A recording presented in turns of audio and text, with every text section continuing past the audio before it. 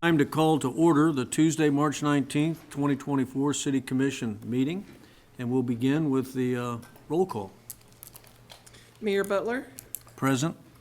Commissioner Adamchuk, Present. Commissioner McCullough, Yes. Commissioner Opelt, Here. Commissioner Motta. Here. Mayor, we have 5 commissioners present. The quorum of 3 is met. Okay, excellent. Please join me in the Pledge of Allegiance. I pledge allegiance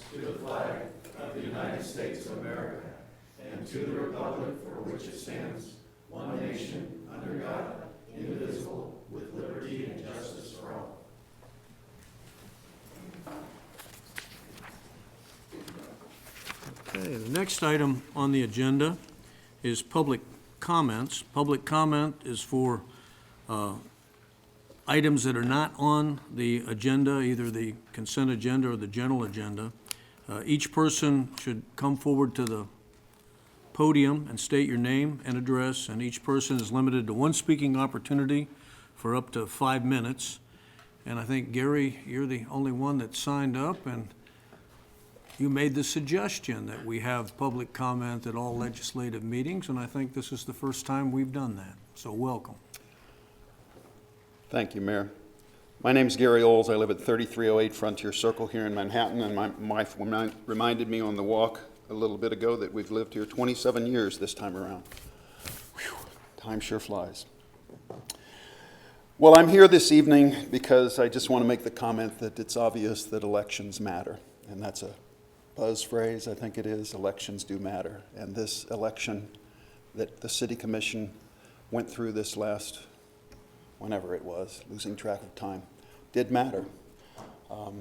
On several occasions of the 12 opportunities that you gave public to comment on the first Tuesday of each month, at least, I don't know, a half a dozen of them or so, I was here requesting, standing alone.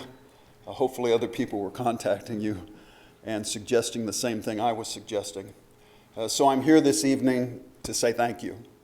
I think you made a very prudent and wise decision to make the Manhattan government what I call more open and transparent in that context, because I think it's very important, and I think you recognize that, and I appreciate it, and I'm sure there's many others that may be viewing or listening that also appreciate that, an opportunity when something comes up that's on their mind. They don't want to have to coordinate with your schedule with regards to 12 times a year. So now they have the opportunity of 24. I also appreciate the fact that you continued on with the opportunity for things that are on the agenda, as I understand it, that people can also comment on. Is that also true of the non-legislative meetings? I assume it is, depending on the circumstances or whatever the case may be. I suppose that the commissioners have the power to grant someone to speak or whatever the case may be, which is terrific. So I'm headed over to Junction City next because they have a meeting, and I've been pleading with them for the last, I don't know how long, with the same context and the same format, so that they might be a little more open. So thank you again. Thank you very, very much for the openness, for the decision. Change takes a while, and that's where we learn to be patient. But bless you, and thank you so much. Okay, thank you, Gary. Is there anyone else that would like to make a public comment on any item that's not on the agenda tonight? Okay, seeing none, we'll close public comment and move to commissioner comments. John, nothing? Yeah, so I actually wanted, I don't see Aaron Stewart here, but he did a Facebook Live last week about the Move MHK project that the steering committee answered a lot of really great questions, spent about an hour on that. I urge anybody that has questions to watch that. There were a lot of good questions asked and answered there. And I also met with a local some members of the local cycling community, and they expressed a lot of concern about Manhattan being a more bicycle-friendly community, and so I think that's something we can all work towards, and yeah. Okay, Gary, no? Susan? I just wanted to mention that last week I was able to attend the Washington meeting of the National League of Cities. It was very informative. They had a special session for newly elected officials. That was very helpful. Made a lot of contacts, and I have about 8 pages of notes that I'll write up as a trip report and share with the city and with my fellow commissioners. Okay, thank you. All right, we'll move on to the next item, which is the consent agenda. Items on the consent agenda are those of a routine and housekeeping nature, or those items which have previously been reviewed by the city commission. The commissioner may request an item be moved for separate discussion and consideration immediately following the consent agenda, or at a different point on the agenda if desired by the city commission. So commissioners, comments on the consent agenda? Okay. Any public comment on any of the consent agenda items? Okay, seeing none, we'll close public comment, and we can have a motion on the consent agenda. I move to approve the consent agenda. I'll second that. Okay, we have a motion and a second. City clerk, please call the roll. Commissioner Adamczyk? Yes. Commissioner McCullough? Yes. Commissioner Opelt? Yes. Commissioner Motta? Yes. Mayor Butler? Yes. Motion carries 5-0. Okay, and of course, on the consent agenda, we had a grant on there, which we're going to do a presentation on, which Debbie Nuss, Director of Flint Hills Wellness Coalition and co-coordinator of Pathways to a Healthy Kansas, will be making the presentation. If we can have the Public Works Director join us.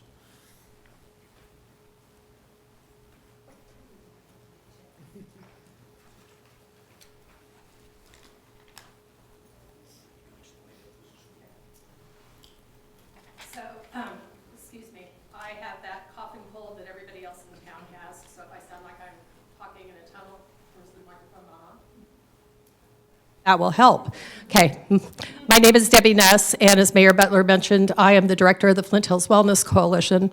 The Flint Hills Wellness Coalition was the recipient in 2020 of a Pathways to a Healthy Kansas grant. We were one of 24 communities that were selected across the state of Kansas by Blue Cross and Blue Shield of Kansas to implement projects that direct activities related to healthy living, nutrition, and tobacco control. Over the 4 years, we had opportunities to partner with organizations in the community that we were able to leverage $300,000 worth of grants into the community. We've had grants as small as $5,000, and then our largest grant was $100,000 that we are presenting to the city of Manhattan as part of the city's match for the sidewalk that will be put in along Fort Riley Boulevard between Martin Luther King Jr. Boulevard and Westwood. So we are very pleased to work with the city and provide this $100,000 grant match that go towards the city's contribution for their KDOT grant for that sidewalk improvement.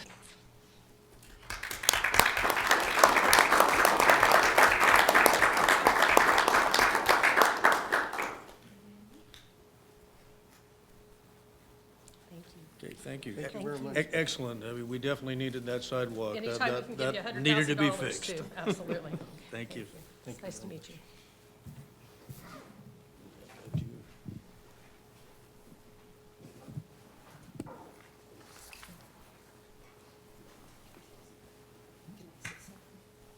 Go ahead. Debbie, as part of that activity, I've also just spoken with the director about possibly putting in a reflective barrier or sign at the base of Valley Drive, which will be impacted by where that construction is.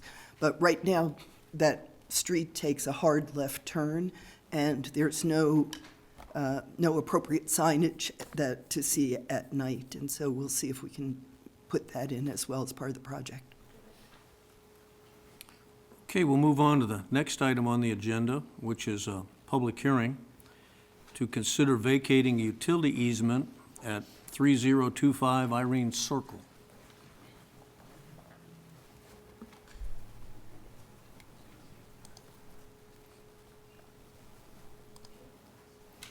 Good evening, Commissioners. Randy DeWitt, Assistant Director of Public Works for Water and Wastewater. substituting for Mr. Brian Johnson, city engineer. So I'll try to go through this. I was only made aware that I was presenting this item this morning, so I've spent some time familiarizing myself with this request, and should be pretty simple. So this request is for a vacation of a drainage easement at 3025 Irene Circle. That is Lot 3 of Oak Hollow Edition, Unit 6. Here is a image of the plat. In general, Irene Circle is off of Davis Drive, just southeast of the intersection of K.A or Fort Riley Boulevard and Davis Drive. If you're not familiar with Davis Drive is, it's where on the north side it's Miller Parkway, on the south side of K-18 is Davis Drive. So what we have is a request for a vacation of a drainage easement, and typically we don't vacate drainage easements, but this one has some special circumstances. So this site plan shows an approximate location of the existing drainage easement in red, the home of the owner making the request for the vacation, and what we ultimately determined as a solution was to dedicate a new drainage easement south of the existing easement. The reasoning for the request is because the applicant decided that they would like to construct a pool. They also have a retaining wall in the backyard that I believe is close to or within the existing drainage easement, but because of the request, the drainage easement needed to be vacated in order to allow this construction of this pool to take place. Initially, well, the background on this that we found out is that the drainage easement as it exists today does not necessarily align with the existing drainage channel that goes through this area.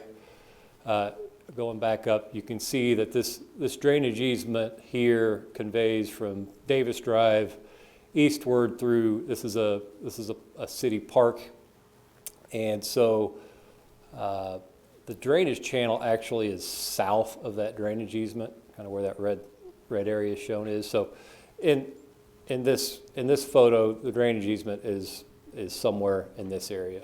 And so the existing drainage easement didn't even cover the drainage channel which it was intended to protect. So the owner, the applicant, worked with SMH consultants to develop the legal documents required to vacate the easement and to dedicate a new easement. They also worked with city staff on a drainage analysis to kind of show where the 100-year storm event would be, so they could determine the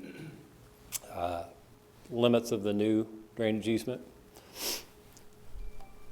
And here's an exhibit that SMH provided of the existing easement, and here's the proposed easement.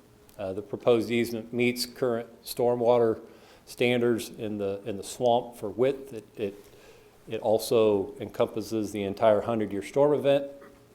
So, and you can see with the alignment of the former drainage easement on adjacent properties, the new easement does encompass some of the old easement, but we are vacating the entirety of the old easement and dedicating a new easement completely. So, I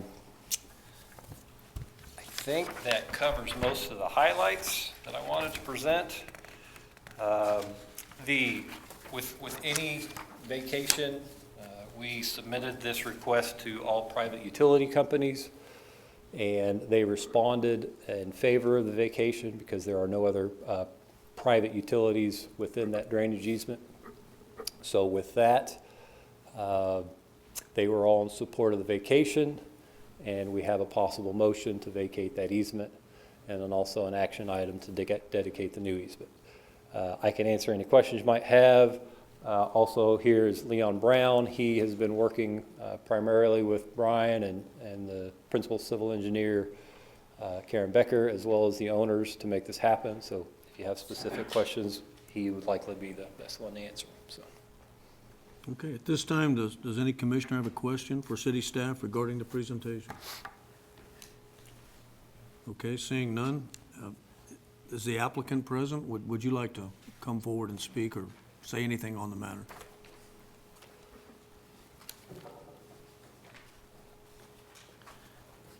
Hello, I'm Jan Elsizer. I live at 3025 Irene Circle. I don't really have anything more to add. This has been something that when the house was initially built, which was when I purchased it, so I've had the land and the house for over 20 years. This actual drainage easement comes within just a few, the current one comes within just a few inches, honestly, of the back of my house. So we knew that this was probably going to be something we had to do when it came time for us to put in a pool.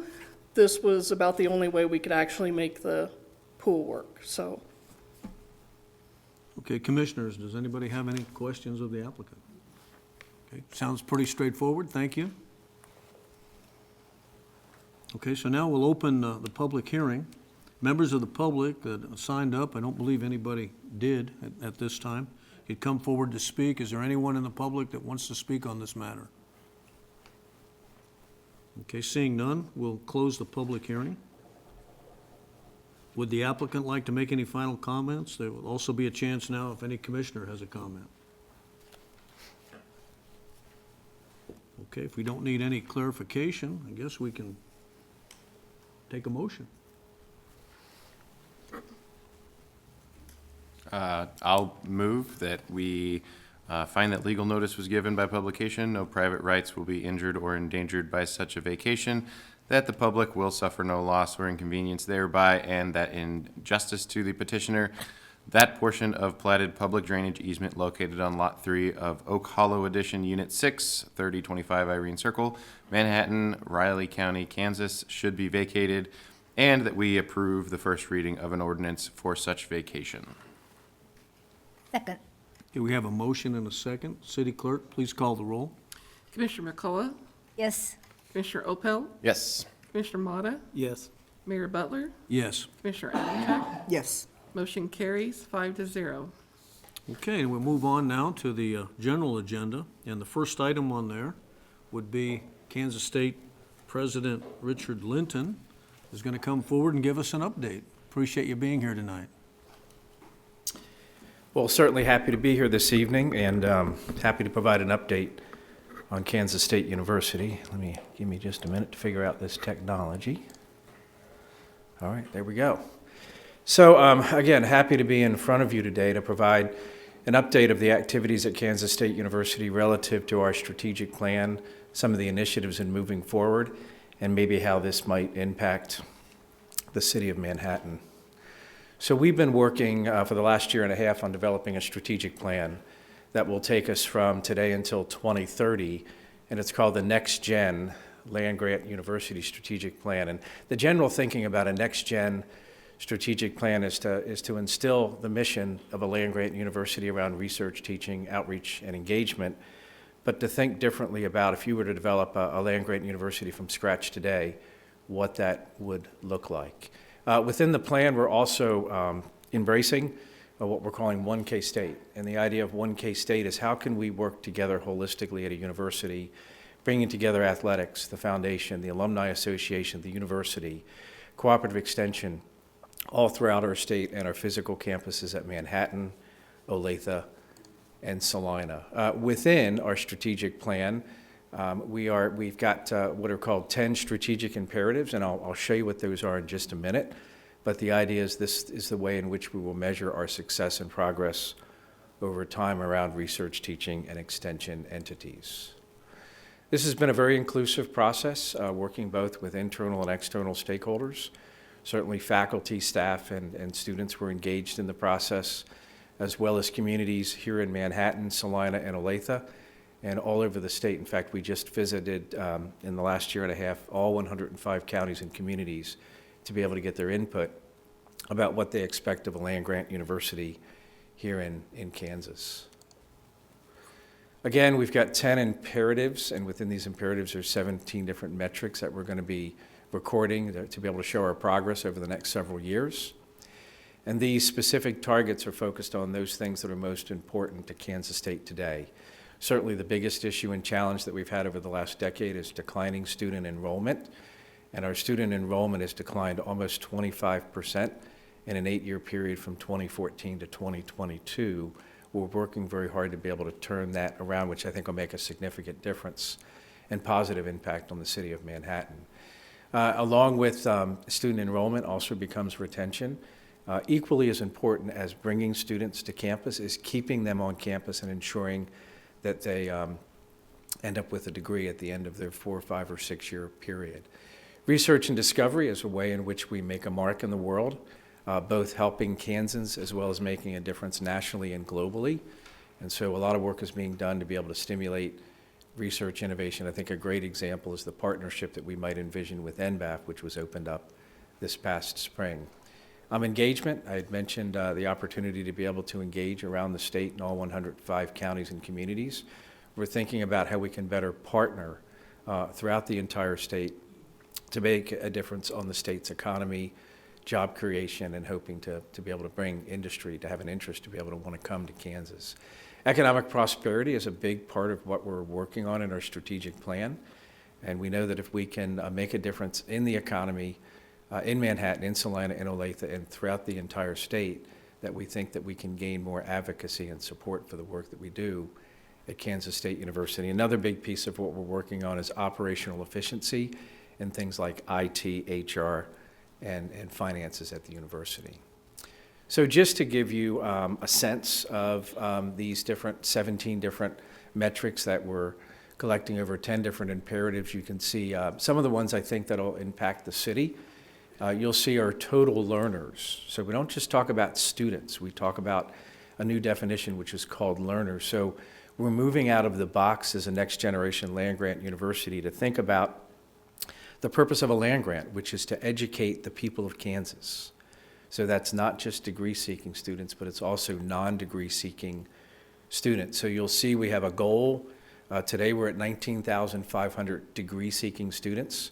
We hope to grow that by 2030 to 23,000 to 25,000 degree-seeking students.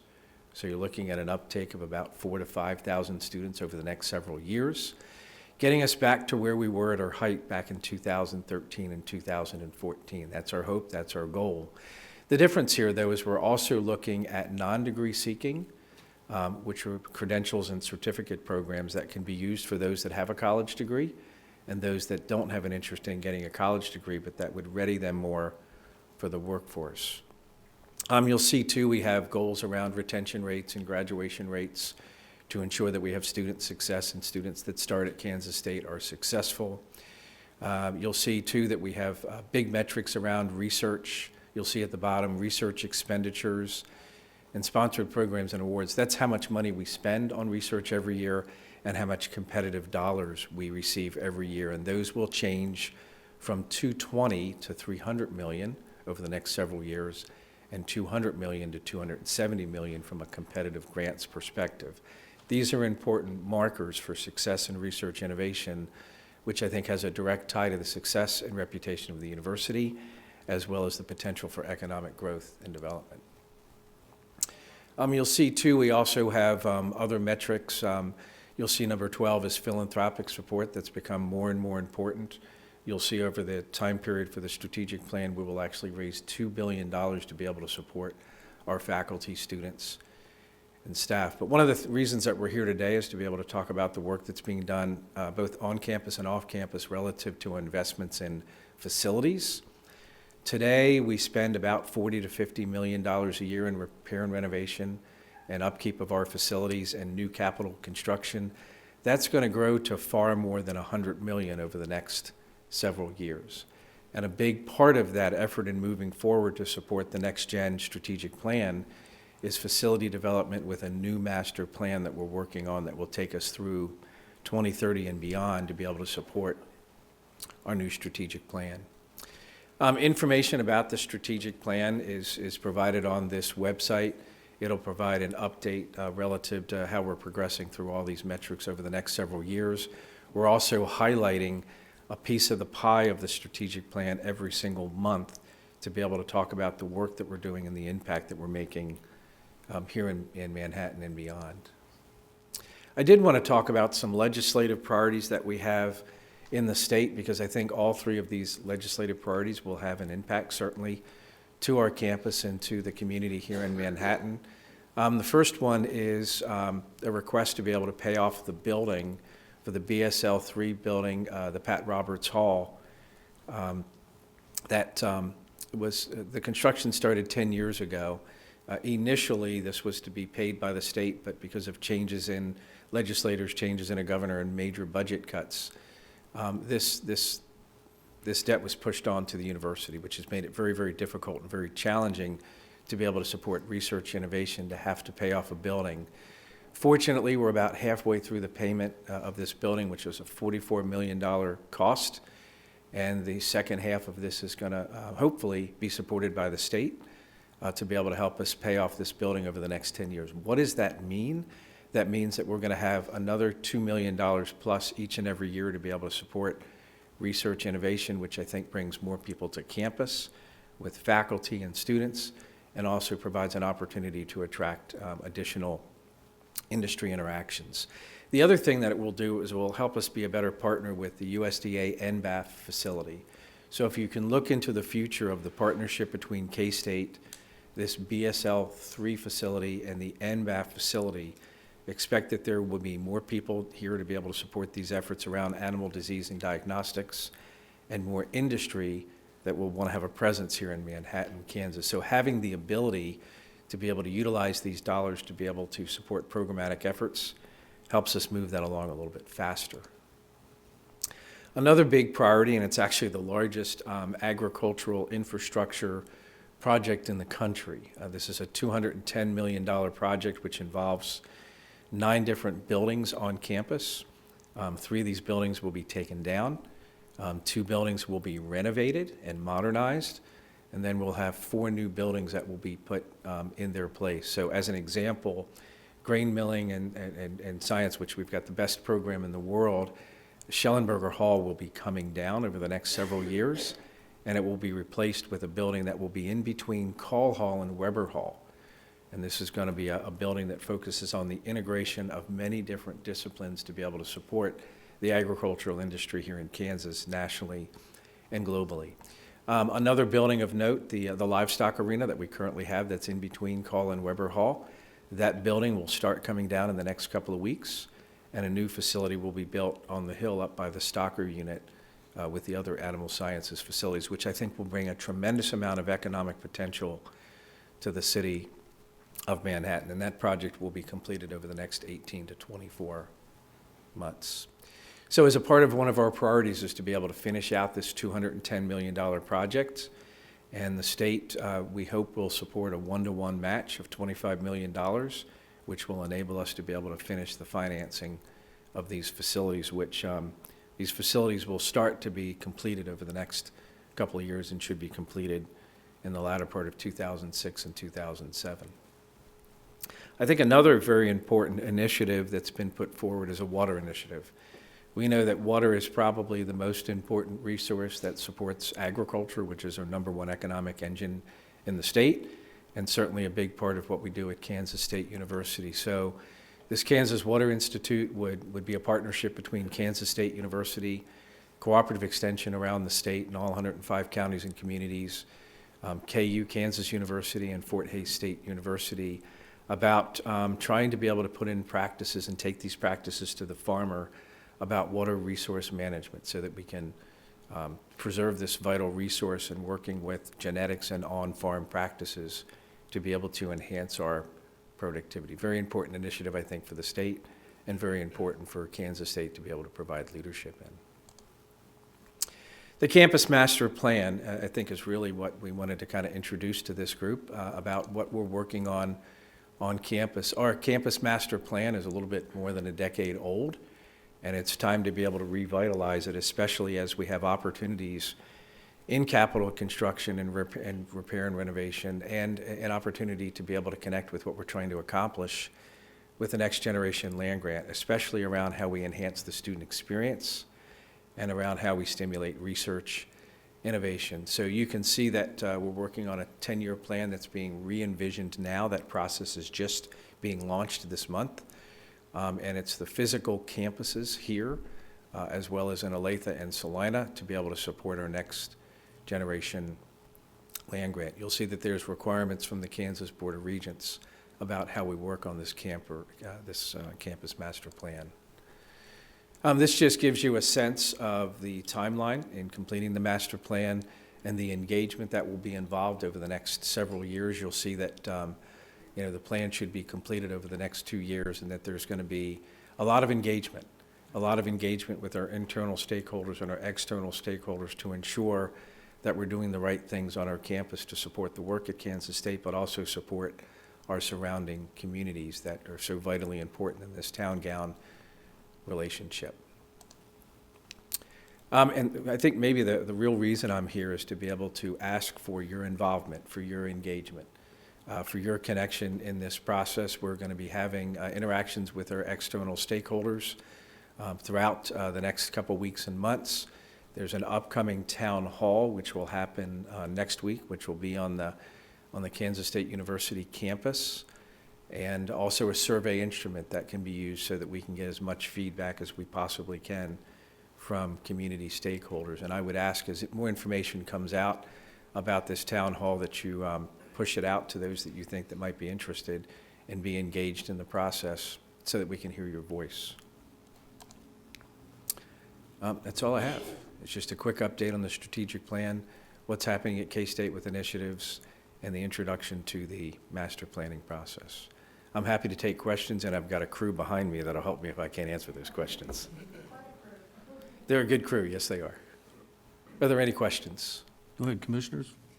Sure, I always have questions. Sure. How are you going to deal with the demographics of Kansas, where we're seeing, the percentage of university-aged, traditional university-aged people kind of going down? Do you hope to attract more out-of-state students, Yeah. international students? So let me give you a couple of statistics so that you can help understand where we're heading. We're headed towards a cliff over the next 7 or 8 years relative to the amount of students that are going to be available in high schools. And so that means that we need to be very competitive, both in-state and out-of-state. We also have challenges within the state in that 11 or 12 years ago, 57% of high school students went to some kind of college, a technical college, a 2-year college, or a 4-year college. That number today is 41%. Ooh. And so with this major drop-off, is kind of two approaches. One is to be able to think both in-state and out-of-state, and the other is to be able to do a better job of articulating the value of higher education. So let's talk about the first one first. Today, we're about 80% in-state, 20% out-of-state.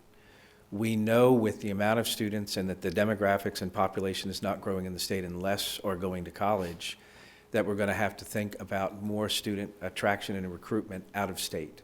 So we would expect over the next several years to shift from about 80-20 to about 70-30, just so that we have enough students to be able to accommodate where we think we ought to be as a land-grant university.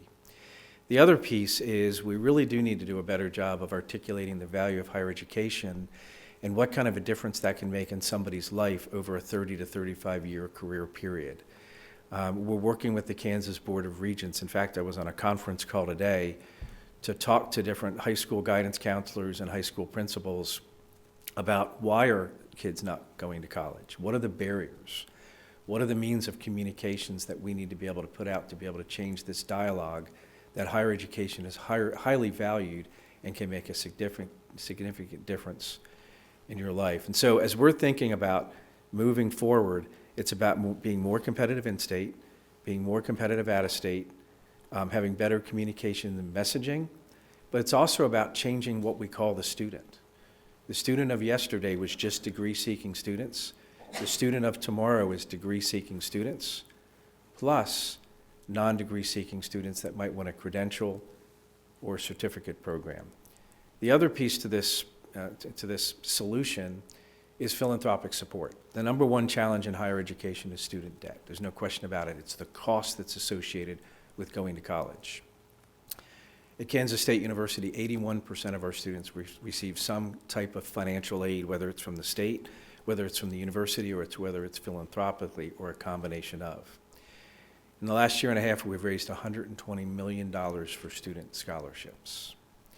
These student scholarships are being used to be able to provide great benefits to our students in-state as well as our students out of state. As an example, as an out-of-state student, if you have a 3.9 GPA, we will guarantee that you have in-state tuition to be able to make it affordable to be able to change those dynamics. So a lot of work, a lot of strategy, better communications, better technologies, more philanthropic support, and more outreach and engagement, we think will make that difference to take us from 19.5 to 23 to 25,000 students. And when we do that, think about the benefits to the economy and just to the feeling in the city of Manhattan and surrounding. And that's what we're working on very hard. We recognize how important this town-gown relationship is, and that we're a big part of the success of Manhattan, and Manhattan is a big part of the success of Kansas State.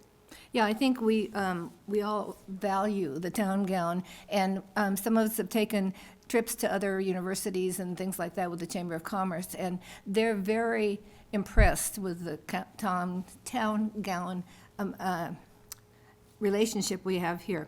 One thing I hear a lot from everybody in your administration is the emphasis on land-grant institutions. Yeah. And to me, the whole point of a land-grant institution is not just that you educate people, but you educate them in a worldwide sense and introduce them to things that they might not hear about or know about that might enrich their life later on.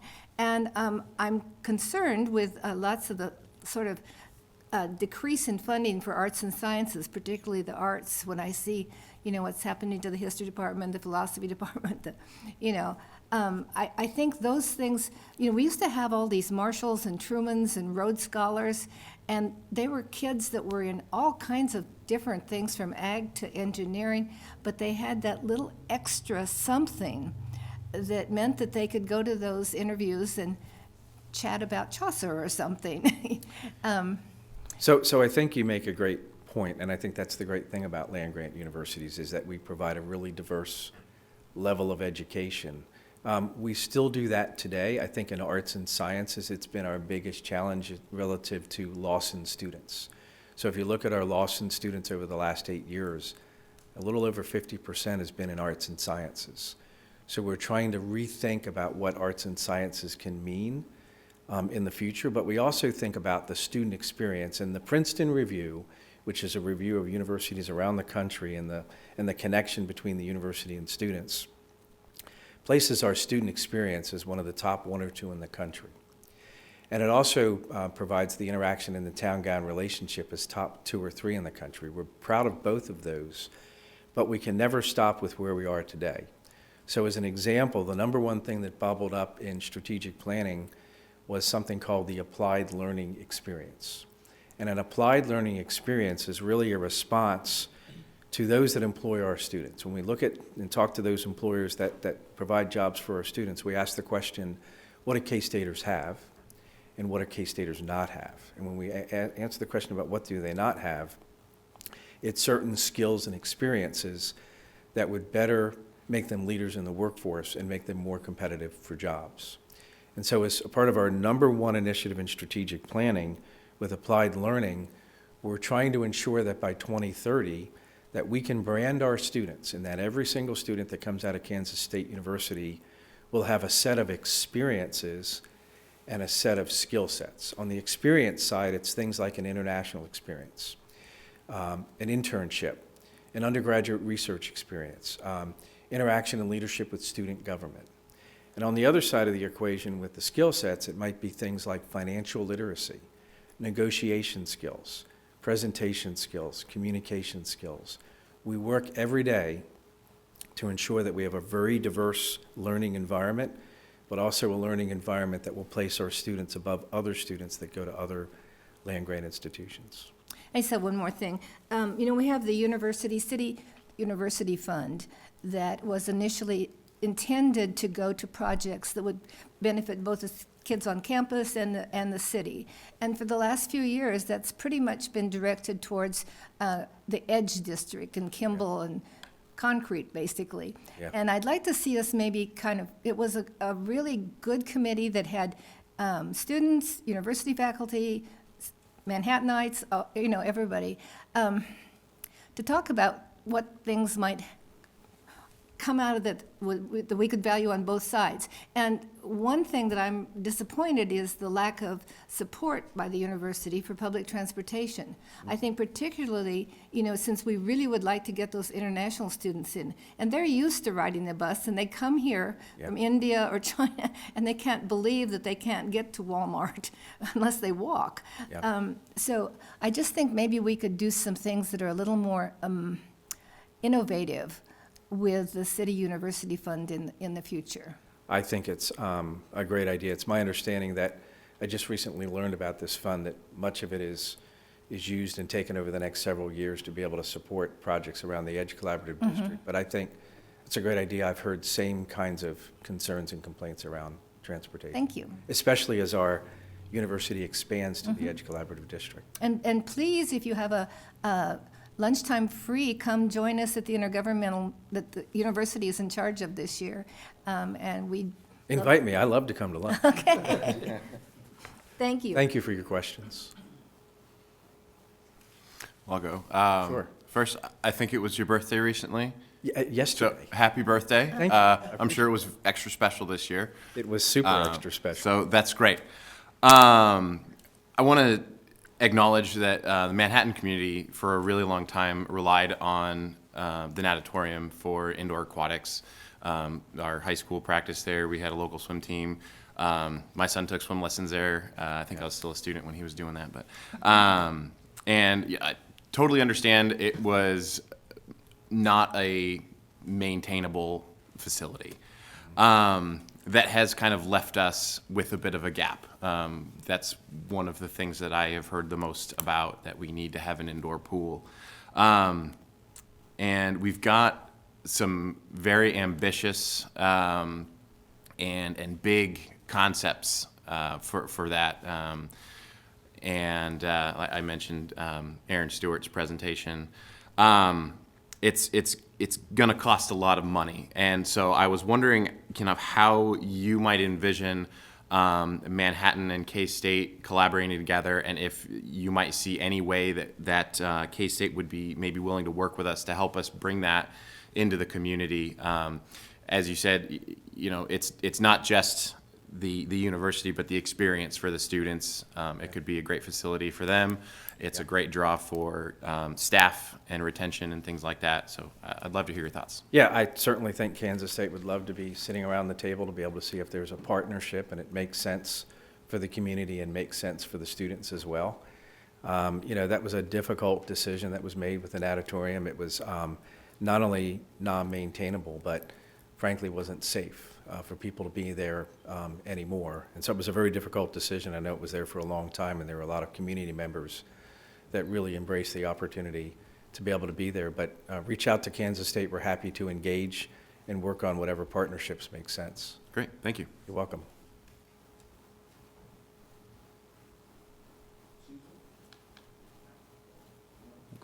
I just have one comment. I spent some time working at community college for about 20 years. Is there any plans to partner with community colleges to help with the retention issue? Yeah, I'm Get glad more that you students? asked that question, because we see that as a very important strategic initiative, is to be able to partner with community colleges. We actually have part of our investment strategy for the Next Gen strategic plan to be able to partner with community colleges in a lot of different areas. I can give you a couple of examples. Certainly 1+3 or 2+2 articulation agreements, where someone might want to start at a community college and make a seamless transition to Kansas State to be able to get a 4-year degree. One of the of special interest projects that we're working on is a demographic that's actually growing in the state, which is Hispanic students from the western part of the state that for one reason or another, they want to be localized in their education and don't want to come to Manhattan, at least in the beginning. And so we're working with community colleges, working with a community college at Garden City and Liberal and Dodge City on programs that would help stimulate and support agricultural education. So whether that be virtually from Manhattan, whether that be instructors going to that community college, or whether that be research and extension staff that are in the state that can help support instruction. We then provide instruction that's needed by the community colleges. The student feels comfortable in getting a local experience in getting their degree, and with the potential that they might actually end up coming to Kansas State University after they've gained that confidence for a 4-year degree period. I think what's changing in Kansas is we're no longer thinking and competing against each other. It's more about how can we foster more higher education and make it a seamless transition from high school to community college to a 4-year degree providing institution. Those are the conversations that we're starting to have, and we're looking at partnerships that make sense. This one that I described about Hispanic populations in the western part of the state works really well for Garden City, for Dodge City and Liberal, and works really well for Kansas State University because we're helping to support the agricultural community that needs a workforce in those areas. Great question. Okay, excellent. Yeah, I spent some time working on the Barton campus at Fort Riley, and I Yeah. always felt like it troubled me that we'd have people finish the 2-year degree and then they would sign up at Upper Iowa, which was on Fort Riley, rather than come to K-State. So I'm glad to hear, get some better partnerships there, because I'd like to see those soldiers come down to K-State myself. Yeah, I think the biggest challenge over the last several years, which the Kansas Board of Regents has worked on, is that seamless transition. Those classes at a community college that are taken need to count at K-State. They need to count at KU. They need to count at Fort Hays State University, and we've done a much better job of assuring that time is not lost in getting a 2-year degree. Great question. Yep, that's excellent. I hope we get those enrollments up there, because it will make a big difference for the city. We're working on it every day, every day. Great question. I have one more thing. Did you? When you bring back Schellenberger Hall, make sure the donuts are there, okay? Okay. We're not bringing back Schellenberger, but we're bringing, so there were donuts there. I didn't know about the donuts. Well, there's going to be ice cream. Is ice cream good enough, or do you need? But you need donuts. Okay, we'll work on the donuts. Good comment. President Linton, I just want to thank you for joining us this evening. I appreciate the continued partnership. We've had your predecessors here before, that we've done strategic visioning with the community and the business community and the university, and I think it's been a great partnership over the years. The North Campus Corridor and the Edge District, the leadership that the athletic department has made, and the investment that they've made in that corridor as a partner, the College of Agriculture, and providing land for storm drainage detention to help that corridor, which they didn't have to do, but they did. And so that was a huge component for helping everybody. It helps residential areas downstream. The foundation in their build-out of the research park and the office park, and glad to partner with them on certainly some of their expansion, which has really made that corridor. And then just we are using the City University Fund to help fund those corridor improvements, and that's a 50-50 partnership, if you will. And we have been doing some other things like the North Manhattan bike path. That's also part of that. So we appreciate the partnership. We are thankful for the university and the initiatives that you're undertaking, and go Cats. Go Cats. Well, let me also say that we really appreciate the partnership, because Kansas State University is not Kansas State University without Manhattan, Kansas. And I will tell you, so much of the draw to come to Kansas University is Manhattan, Kansas. It's what drew my wife to say, okay, we can go to Kansas.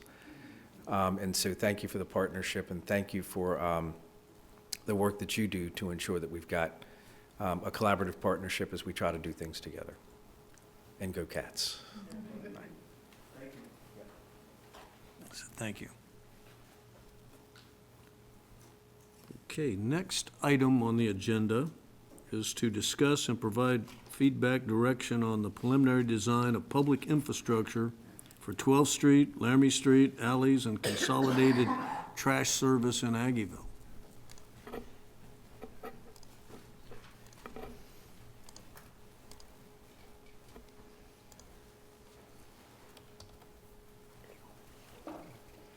Thank you, Mr. Mayor. Thank you, Commission. Thank you, City Manager. My name is Cody Pratt, and I am with the Olson Studio, here to give an update on the Aggieville improvement concepts. We had touched base and presented previously last year, and we do have some updates. So this initial graphic exhibit outlines the area of interest that we examined previously, which is 12th Street between Laramie and Morrow, as well as Laramie Street to the south, 12th Street south of Laramie, 11th Street between Laramie and the alleys, and then we are looking at concepts for the alley between 11th Street and North Manhattan. So we'll go through three concepts briefly for 12th Street between Laramie and Morrow. On all three of these plans, north is to the right.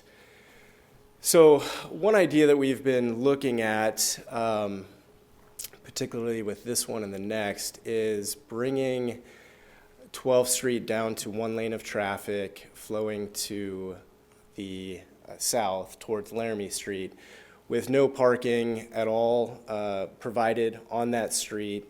We've had a lot of discussions with city staff and fire marshal regarding safety and access. So what we're proposing is really something aesthetically that matches the improvements that have already been completed and speak very nicely to the improvements on 12th Street next to Tanner's and Takalucha, carry that design language to the south, and create a very pedestrian-friendly space that could act as momentum for Festival Street through decorative lighting and street furniture and things like that. So on this particular first concept, we have looked at removing or creating a flush curb scenario on this thoroughfare. So traffic would, again, flowing to the south towards Laramie Street, no curb, the ability to close off with removable bollards the street for special events at Morrow, as well as block the alley headed to the west, or from the west there. And then additional removable bollards located at Laramie Street. In this scenario, we would propose a central drain system, so it's an inverse crown where all of the water flow would head towards the center of the street and then be drained out of there. For fire access, we have a little bit wider street between Morrow and the alley that's shown at 26 feet wide, and would allow for the outriggers for fire trucks and safety measures.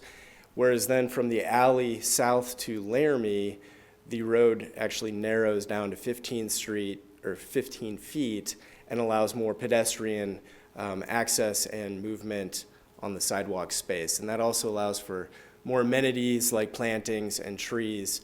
What we're showing is, again, something similar to what is already created over by Takalucha, with the overhead umbrellas that we see here, shown planned south or on the east side.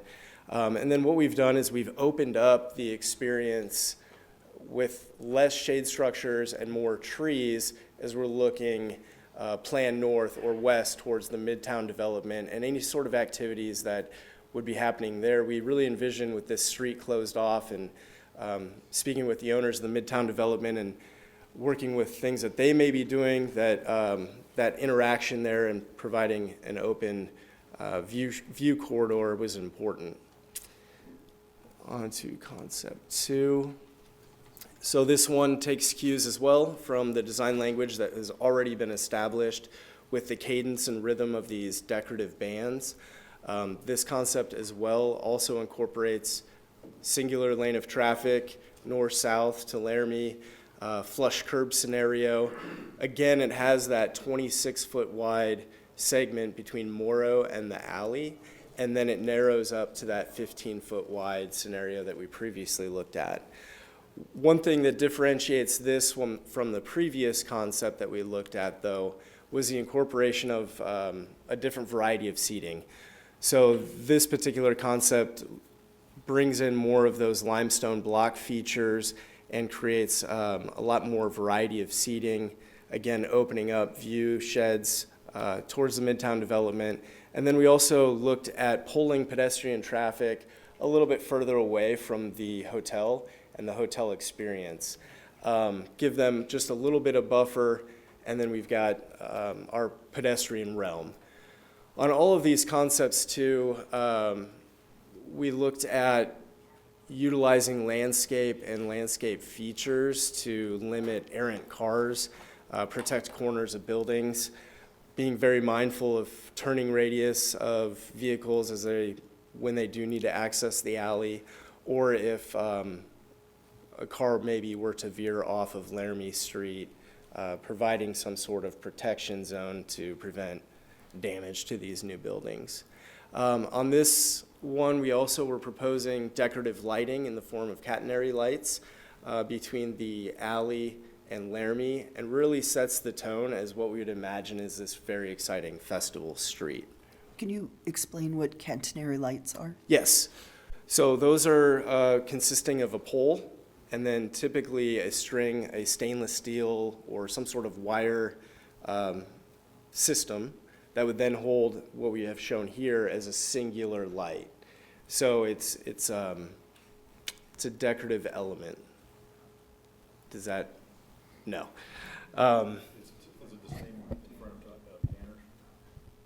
No, those are festoon lights. Envision festoon lights, but just one. Okay. What's a festoon like? Are they just hanging off of like there's like 4 poles on each corner and they're hanging in the middle? Yeah, except there'd be one light. One light in the middle? Yes. Okay. Whereas what we have currently on 12th, there are multiple lights. That would be the festoon lighting. Sorry. And I'm sorry, what is a flush curb? Flush curb, envision no curb. So there's a delineation in the ground plane, a concrete ribbon, which would visually direct traffic flow as a vehicle. They would not diverge onto the pedestrian realm. We then, similar to what's outside of Takalucha and Tanner's, we have these larger limestone blocks that prevent that vehicular pedestrian conflict.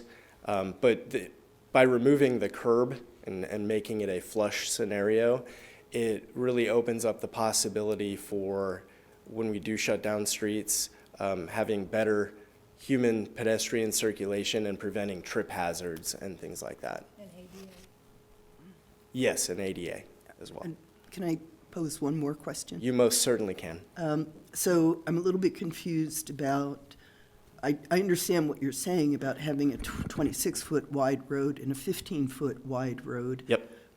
If part of the reason for the wider expanse is to allow for access of fire trucks, why is it not required in this area between the alley and? So we have newer construction that is occurring south of the alley with the Midtown development as well as the hotel, and newer standards with hookups on the building typically for fire trucks to go into. So they don't need to drive down.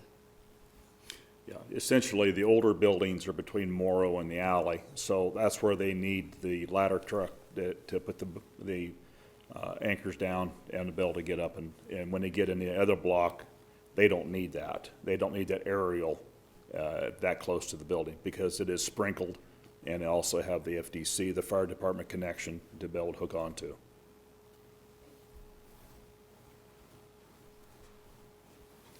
Any additional questions on these? We also did a different rendition of a concept that we had previously looked at. This scenario is a complete divergence from the other two that we saw, where shows the possibility of permanently closing 12th Street between Morrow and Laramie to vehicular traffic and turning that over to the pedestrian realm.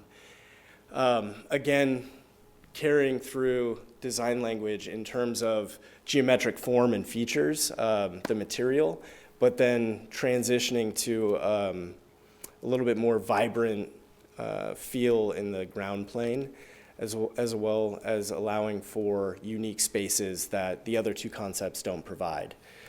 This one could also allow for a more permanent structure in the center that could serve as a number of things yet to be determined. I'll move on to the next.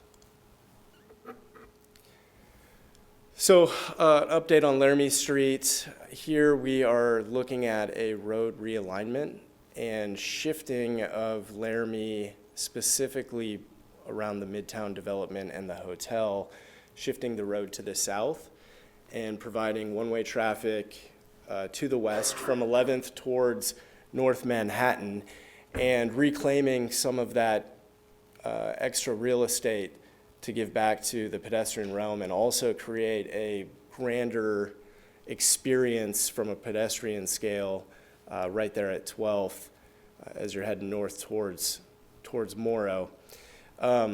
We've cut through a couple of sections here to better illustrate how this would feel and work. Again, working with the fire marshal and their requirements for specific widths for their outriggers.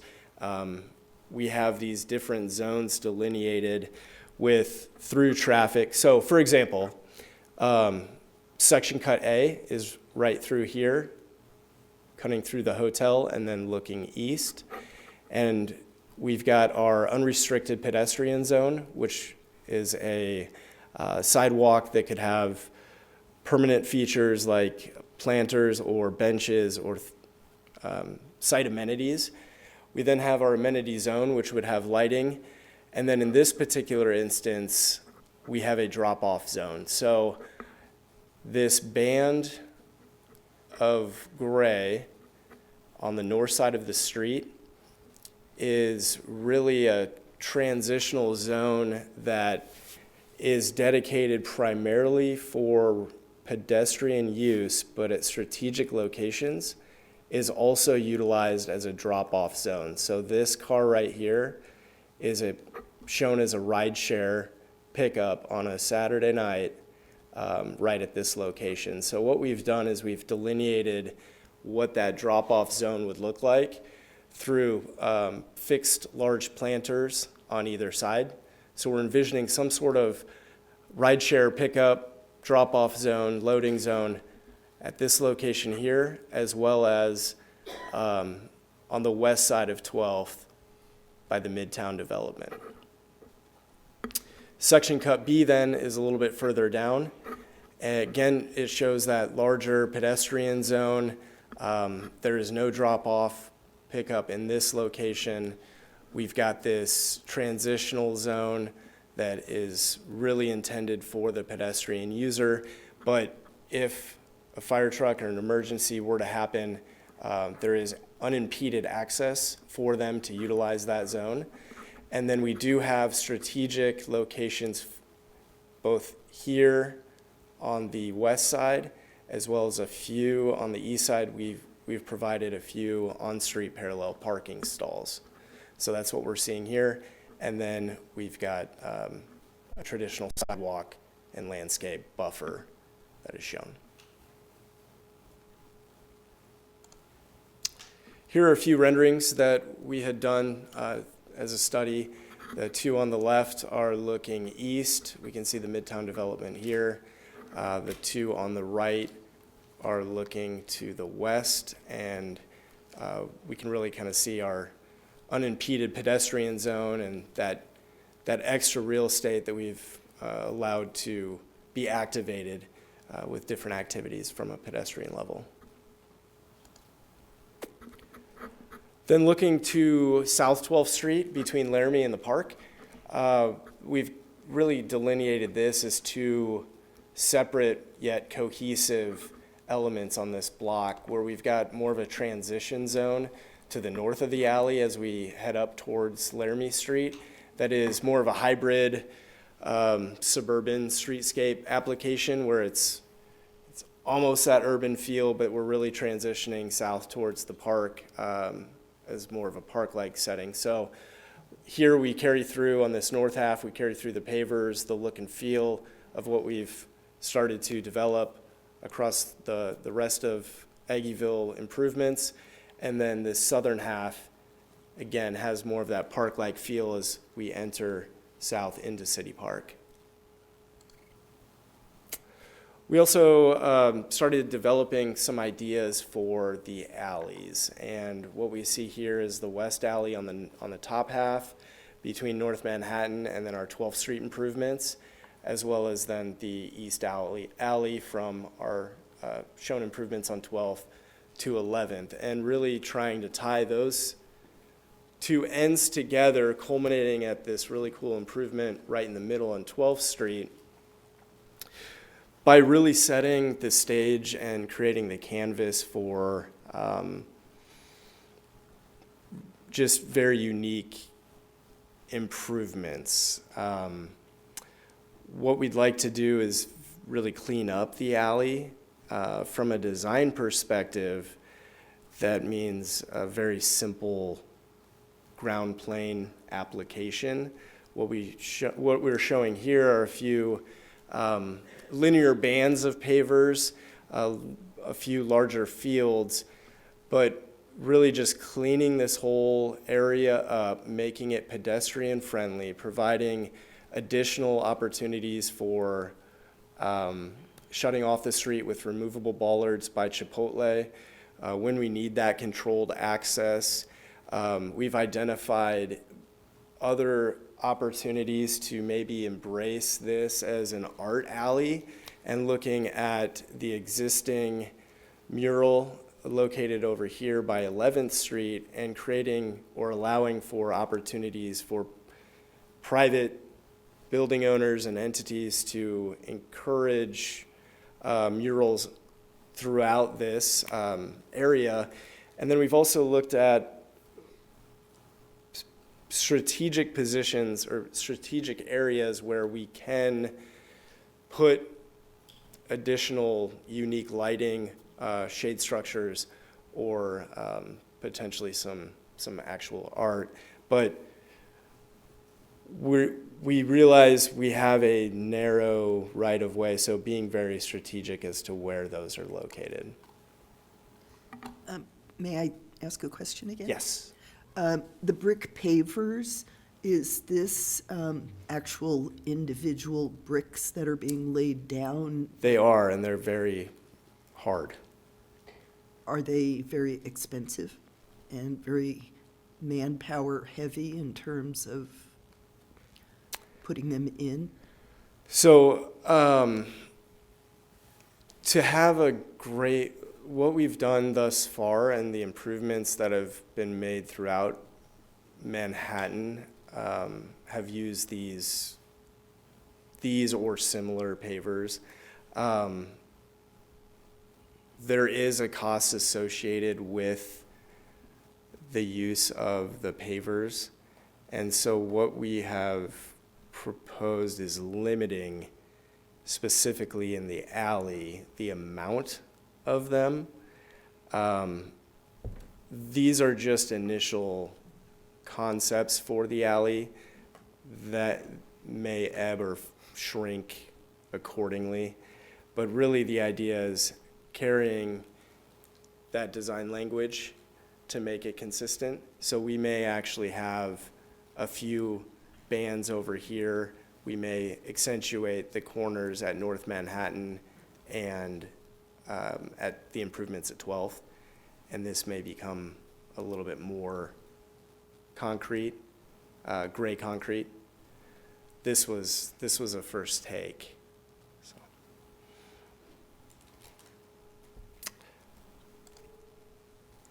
So again, some inspiration as to what this could be. I think Manhattan has a very unique opportunity here that we've seen examples of in other cities, but I think these alleys are just primed to be activated and enhanced through looking at grasping an idea. This is just my idea, or an idea of gravitating towards art. And I was thinking, hey, we've got some existing murals. Let's enhance the opportunity for additional murals.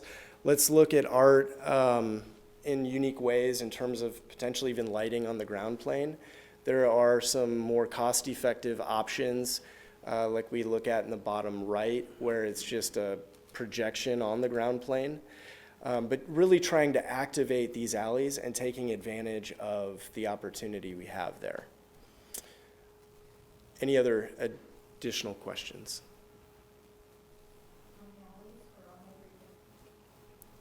On alleys or on everything? We could incorporate, are you referring? The questions, do you want, just on the alleys? Oh, sorry, everything, On sorry. everything. Could you go back to about 4 back, where you have the street and then the building next to it? Yeah.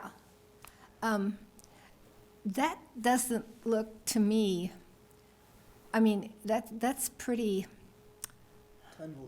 yeah, tunneled. I mean, to me, that's not where I'd want to be let out at 10 o'clock at night, or picked up particularly. It just seems, Karen, can I make Yeah. one clarification? What you're looking at with that red car, that's the hotel drop-off. okay. So that's the hotel drop-off area for the front door of the hotel. And so that's not the hotel front door. I mean, that's just a building, that's just, That's just, yeah. that's So just, where's the? A study the- model. Where's the Laramie Street drop-off? Do we have that at all? It would be this blue car. Yeah, okay. yeah. Well, that's a little bit better, but boy, it doesn't look, anyway. I think the alleys are vitally important, and I think the alleys should be done first. They're just really unpleasant now, and I know a lot of people cut through them and take shortcuts here and there, and I think it'd be great if we could have more lighting there, we could have them be easier to walk in. There's a lot of kind of chipped concrete and that kind of thing. I don't know which comes first, streets, lighting, the whole thing, but I do think the alleys should be prioritized, because I think we really need to, and I'd love to have, lots of art, whatever, but I just want to make them safe and put all the overhead lines underneath and consolidate all the trash dumpsters that are pretty stinky in the alleys. In fact, the alleys are kind of stinky. Have we looked at our users?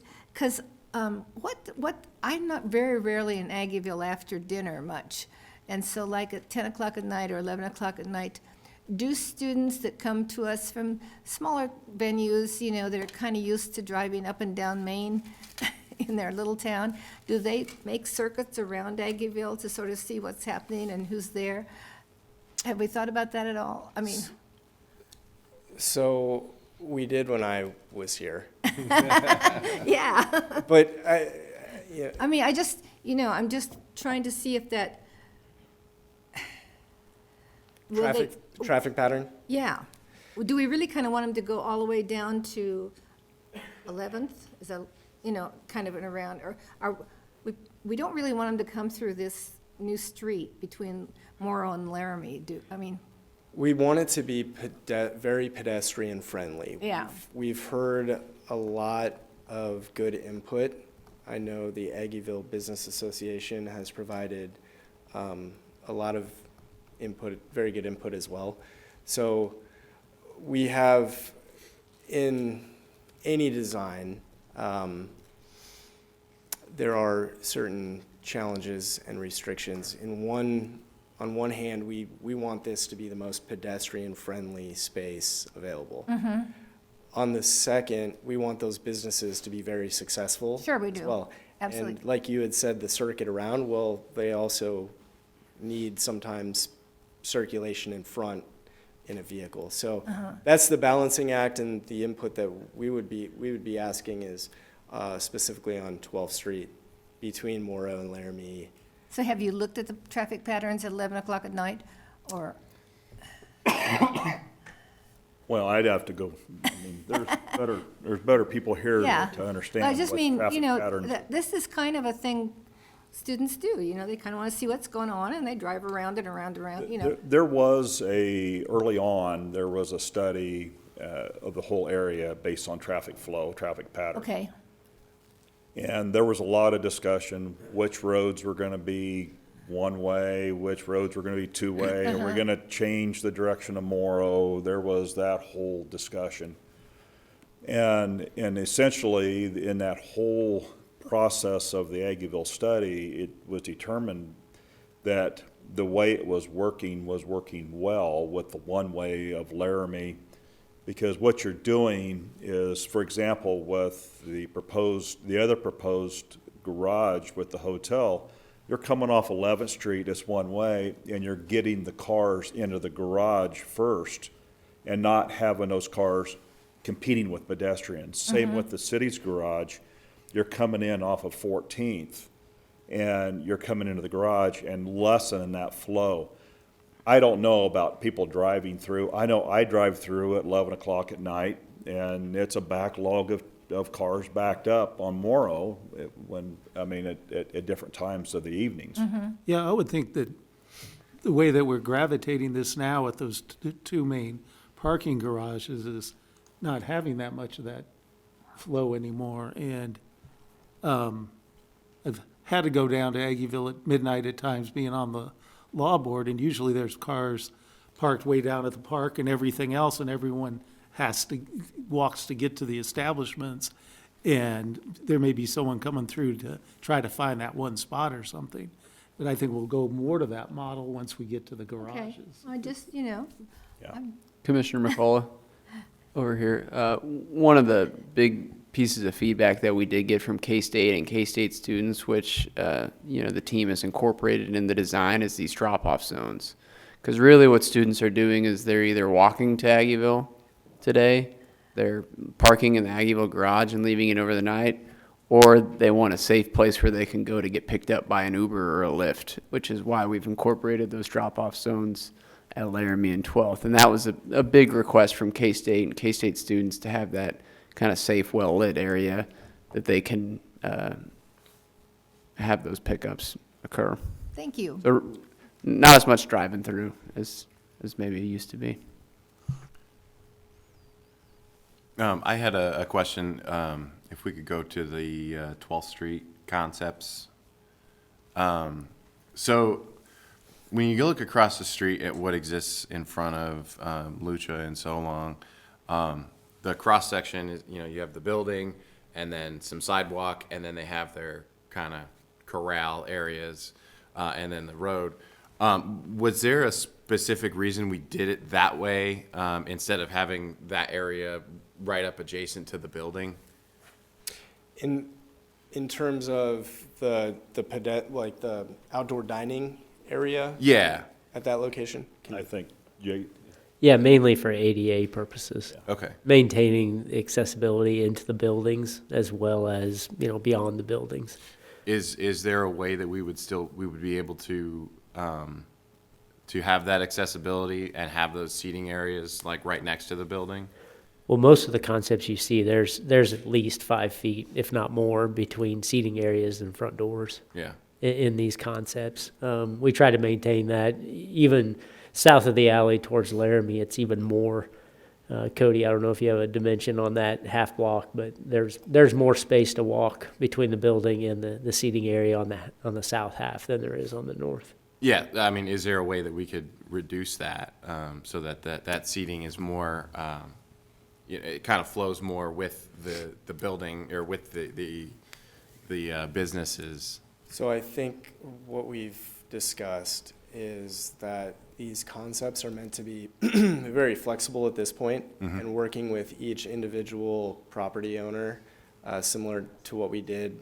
I know there were conversations that were done with Tanners, that they wanted something different than across the street. Sure. So right now, we're just providing that flexibility. Okay. And I think that could be an option, depending on how that pans out. A good example is Radina's on North Manhattan.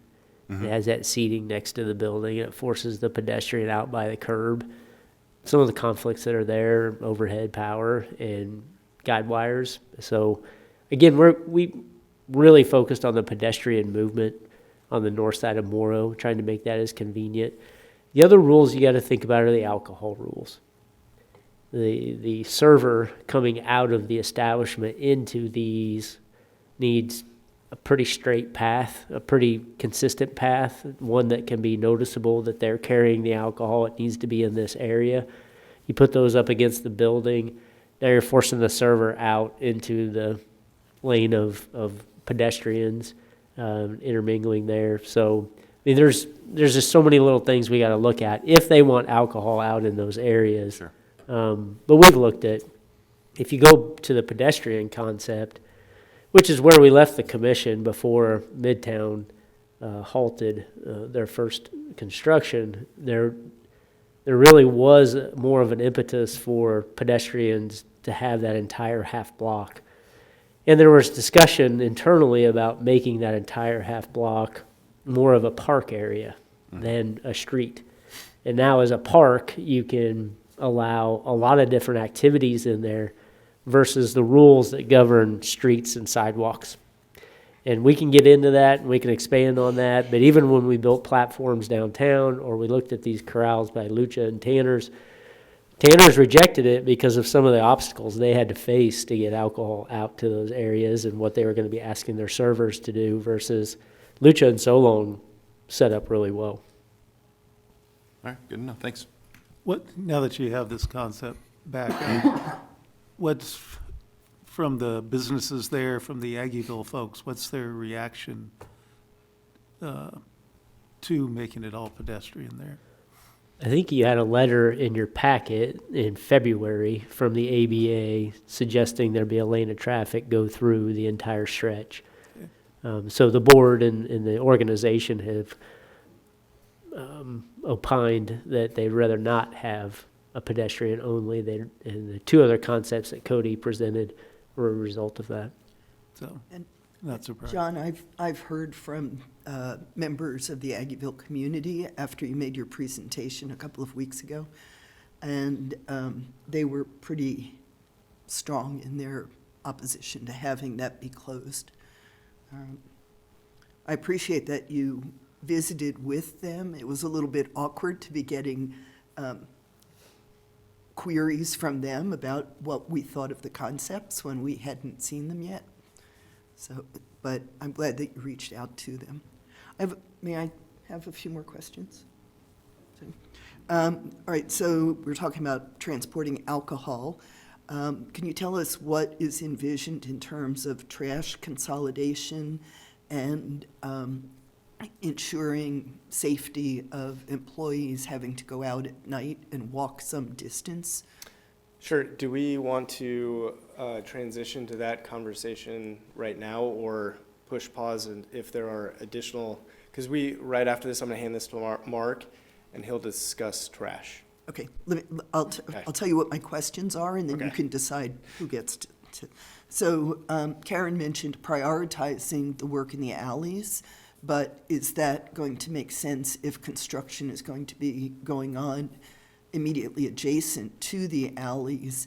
Are we going to be trying to improve them at a time when they're going to be heavily used by, possibly heavily used by construction vehicles?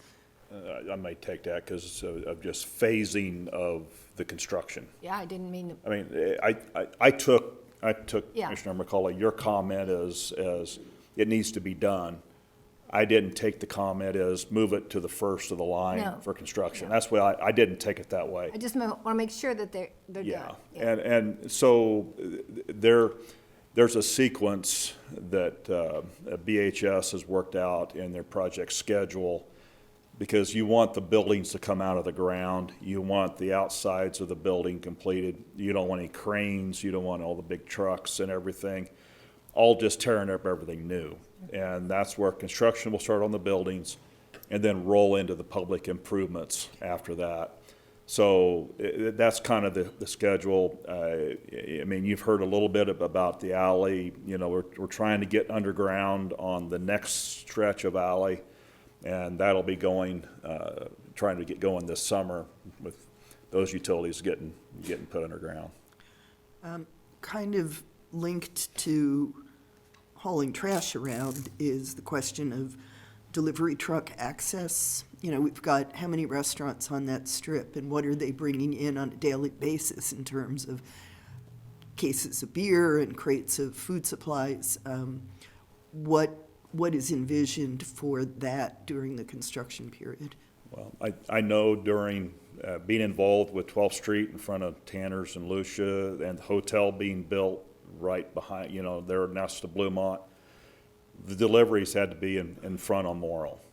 That was just the way that deliveries had to be because the alley was closed to build the hotel. I envision the same things happening as this, is trying to get, at some point, those alleys are going to be closed because of proximity of construction. So I expect those deliveries to be made on Morrill. So I'm just betraying my ignorance here. Do you block off one side of the street for part of the day so that those deliveries can be made? Dennis. I'm looking for Adam here, but. Well, Dennis Cook and Brian Johnson coordinated a lot of the deliveries in the prior construction periods. Dennis would work with Brian. They'd go out and sign certain stalls, certain times of the day when deliveries could be made. That'll have to happen here as well. There's going to be moments where the alleys are not accessible for several weeks at a time, and that's when Kansas Gas and Evergy are moving their infrastructure underground. Kansas Gas is currently in the way. They need to move their stuff out of the way so Evergy can bring it and put it underneath. We'll put a temporary surface back down when they're done.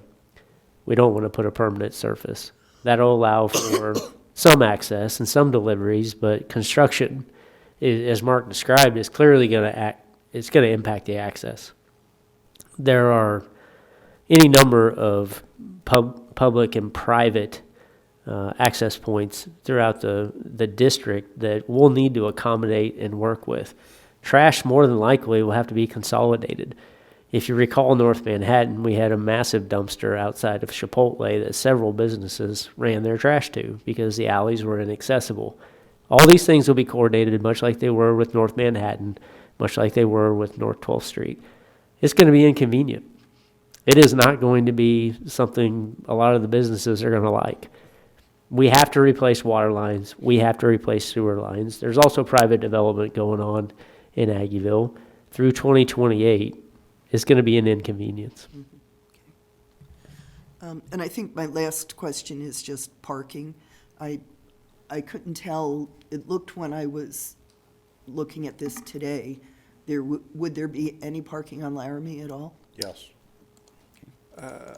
Yes, we have parallel parking on the south side of Laramie. We've got a stretch here in front of the Aggie Village apartments, and then there are also a few, can you see my cursor? There are a few here over on the southeast side. Thank you very much. Mm-hmm.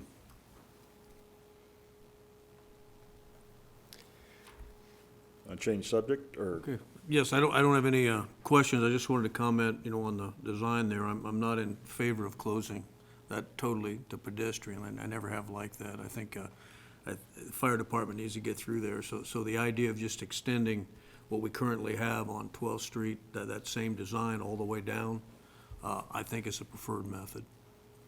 Thank you. So we can move on at this point then.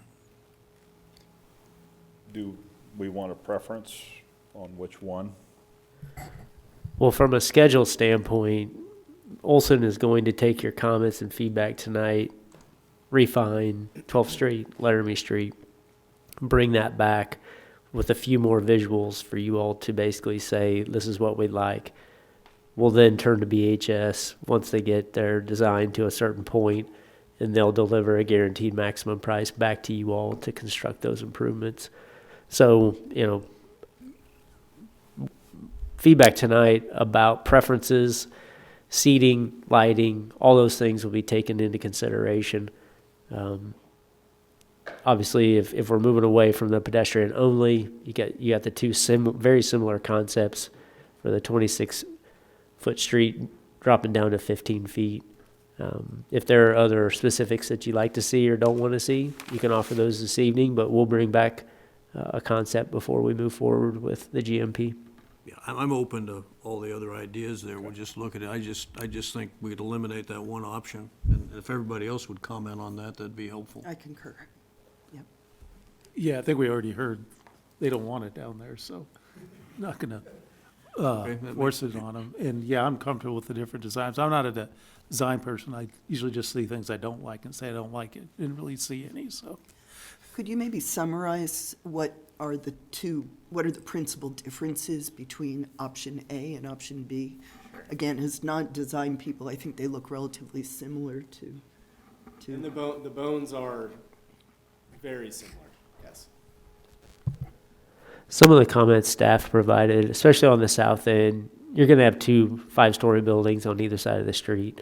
Shade structures probably aren't all that necessary for that, given the height of those buildings. We're looking for, we gave comments of more vegetation, more areas for pedestrians and seating areas to interact. You got a hotel proposed on the east side, the bottom, and you got Midtown on the west side. The uses of those buildings are going to be much different than north of the alley and Lucha and Tanner's.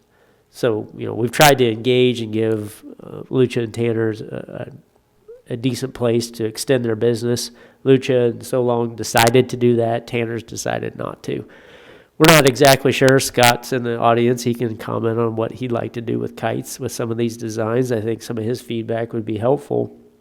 Annie Mays has expressed in the past a desire to take advantage of that too. I think they look and see how they're being used at So Long and Lucha, and perhaps they see an advantage there for them as well. But really on the south side, pedestrian, less shade structures, more trees, vegetation, been the comments of staff. And I think that's where this concept B was taken consideration of staff between the other concept, that there's no shade structures here on that south half. Okay, do you have what you need, Jason, on that? Okay, then we can move on, talk about trash facilities. How'd you make this full?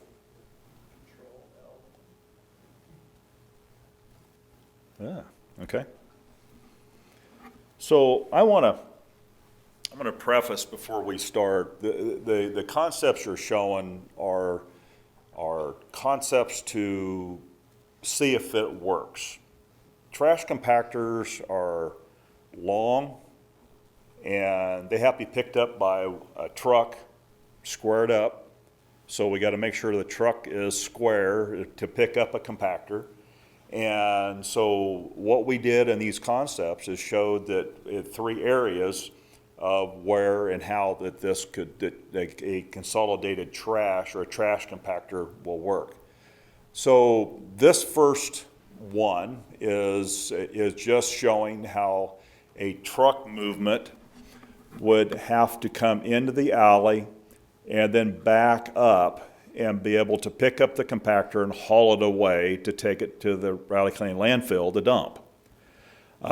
So they're a structure. They're on skids. They pull right up and they pull right back down. They plug in automatically, and so that compactor, you put the trash in the front, and somebody hits a button and it pushes it and compacts it. So you can get enough storage for, depending on how much use, 1 to 3 weeks without having to pick it up. So you're lessening the traffic in the alley, and you're lessening the number of times that it needs to be hauled off by the size. And there's different sizes of these things that you can get.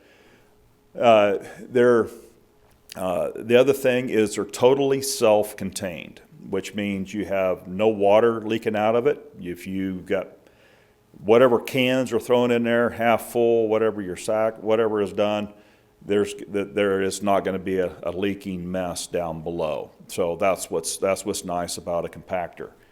So getting trash to the compactor, what we needed to do is try to get it in the middle as much as what we can so it's convenient for everybody. Well, as you can tell, there's buildings on this half. I mean, there's Blue Stem Bistro right there, and this is, trying to get it in as middle as what we can. We haven't talked to any of the owners. This is probably the first time that these owners and the public has seen these. But the concept is will it work and can we make it work? So in this area we can. The enclosure will be similar. We still haven't really nailed that down. Is it going to be similar to what we did on Little Morrow on that trash? Because that is designed for a compactor as well and for the future. So the other thing is we really would probably trying to figure out how to get a recycle dumpster in there too for recycle for cardboard. I know the one up at Little Morrow with Rally House, they have a lot of boxes that they recycle. We don't know, how much that is needed up in these other areas. So when we're looking at, some of the issues that we have with these, you got to worry about height. Well, it takes 21 feet for that compactor to come up and then drop back down into the truck. We're getting rid of the overhead power, so we don't have that issue to deal with. So we're looking at really a pretty good area to utilize. Let's see. I think that's pretty much in general what I wanted to say about all of them. We'll just kind of walk through the three. Of course, this is the Midtown area, Chipotle, and then you've got a compactor kind of in the corner here that works pretty well. This is the hotel. They're labeled. We probably should have thrown the drawing on there, kind of showing what it looks like. And then this is the parking garage. We have a notch cut out of the parking garage that it will go in the parking garage, and it'll be included into the parking garage development. Just so it is, and it's the second level is going away. It's the first level's going away, and so it'll be up. We have the third level so they can get the height. So there'll be no parking above this. It's a bigger area than what we really need, but we needed to be able to get a truck squared away in the right angle, so it works really well in that location, and it's more centrally located within the mid block of the alley. This one here was a little bit of not much area to go. You've got the other hotel within this block, no place to square up, and this is about the only place that will work. And then there again, we got overhead power that we have yet to check and double check on this, but it works with a truck. It may have to move over a little more in order to make that work to get it clear, because this block is not going to have the power underground with this phase of the project. So the other block between 11th and 12th, which would be the Takalusha Alley, we're not doing any consolidated trash with that, knowing that would probably happen when that block on the north half would get redeveloped, and it'd be incorporated into that. Same instance with that alley. It's pretty well filled up. It's kind of hard to get a trash compactor located in that area to get picked up. So that one will have to wait. So that's pretty basic on the trash. I think, I don't know, can't remember who asked about how you get in trash to these areas. And I think that's something that needs to be discussed. I've seen a lot of trash being hauled out in sacks and dripping all the way to the dumpsters. There's got to be a way that is fixed so we don't have that as trails going down the new alley, and how that's completed. We're going to have a lot of good lighting in the new alleys to light that up. So I feel that we're going to have good security in the area as far as lighting. So I think those are pluses for getting this consolidated trash started.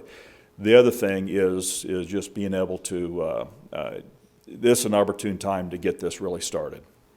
So Any questions? So I like the concept, of the trash compactors. It'll save some wear and tear on the alleys. And you mentioned the only drawback, that's, how does the business get the trash to the compactor? And then if, it's nice the compactor doesn't leak, but it doesn't do us a lot of good if the trash bags leak on the way there. So we still gotta work that out. I think the one that's out there by Triangle Park, looks pretty good. I mean, I know we don't have a compactor in it, but it's designed for that.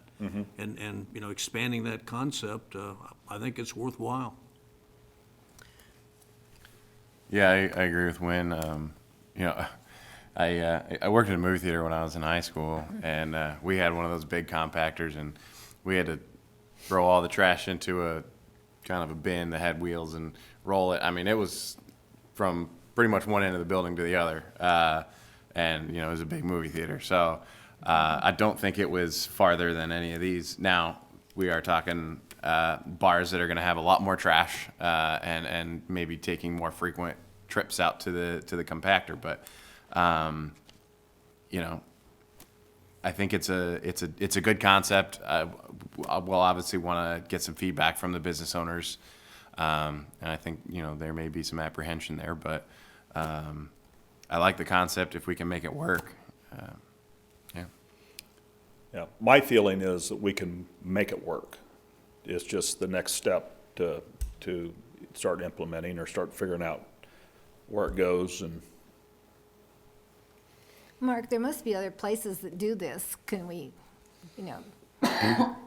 look at what happens in Overland Park or something like that to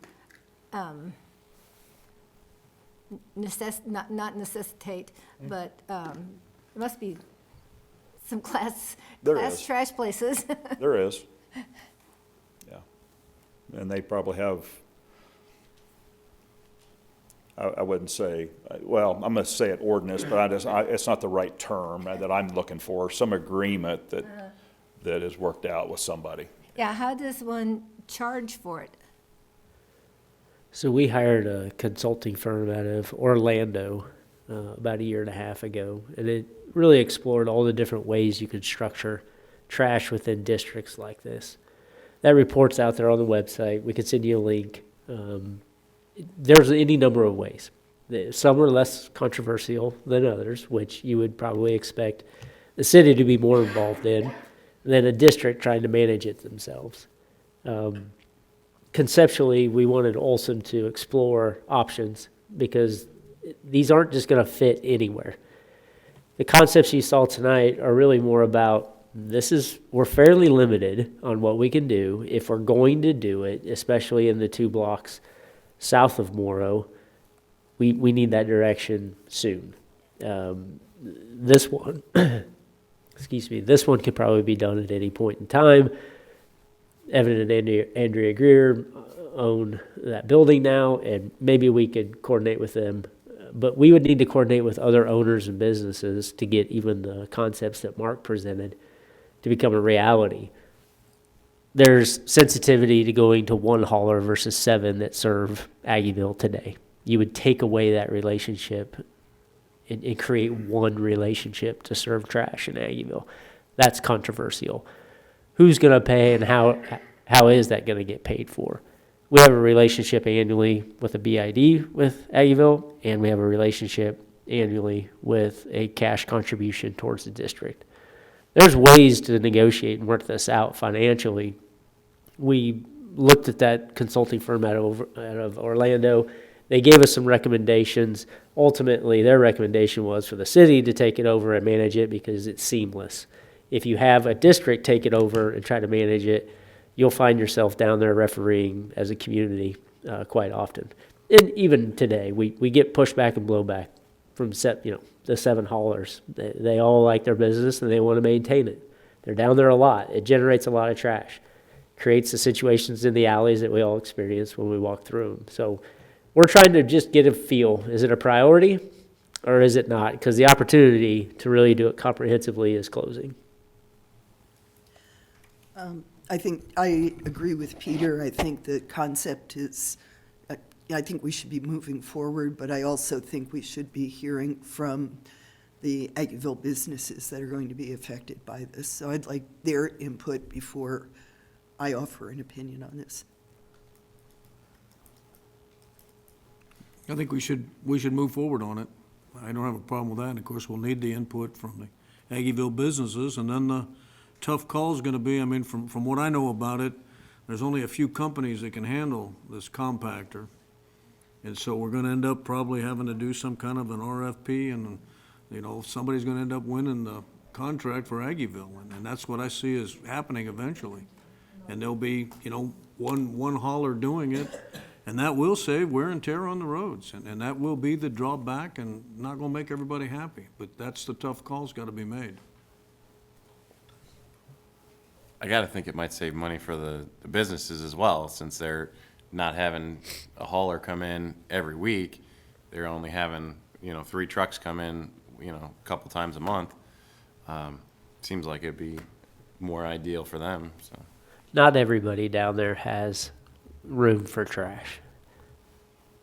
So there are neighbors that then they have to rely on for trash services. So you've got different scenarios and situations happening throughout the district where those with land and those with space tend to help their neighbors out. I think we should move forward with this plan and the compactor plan and see if someone pressures us enough to move off it. Okay, so I guess we've got public comment. Does anyone in the public want to comment on this particular item? Dennis is gonna step up.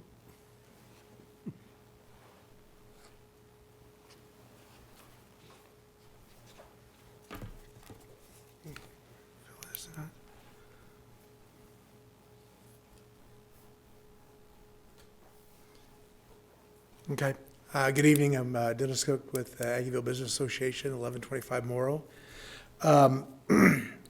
As far as everything that was presented this evening on this, you know, you've got our letter in your package, you know, that it's not just the board of directors, but we talked to the businesses that are directly impacted, you know, on 12th Street.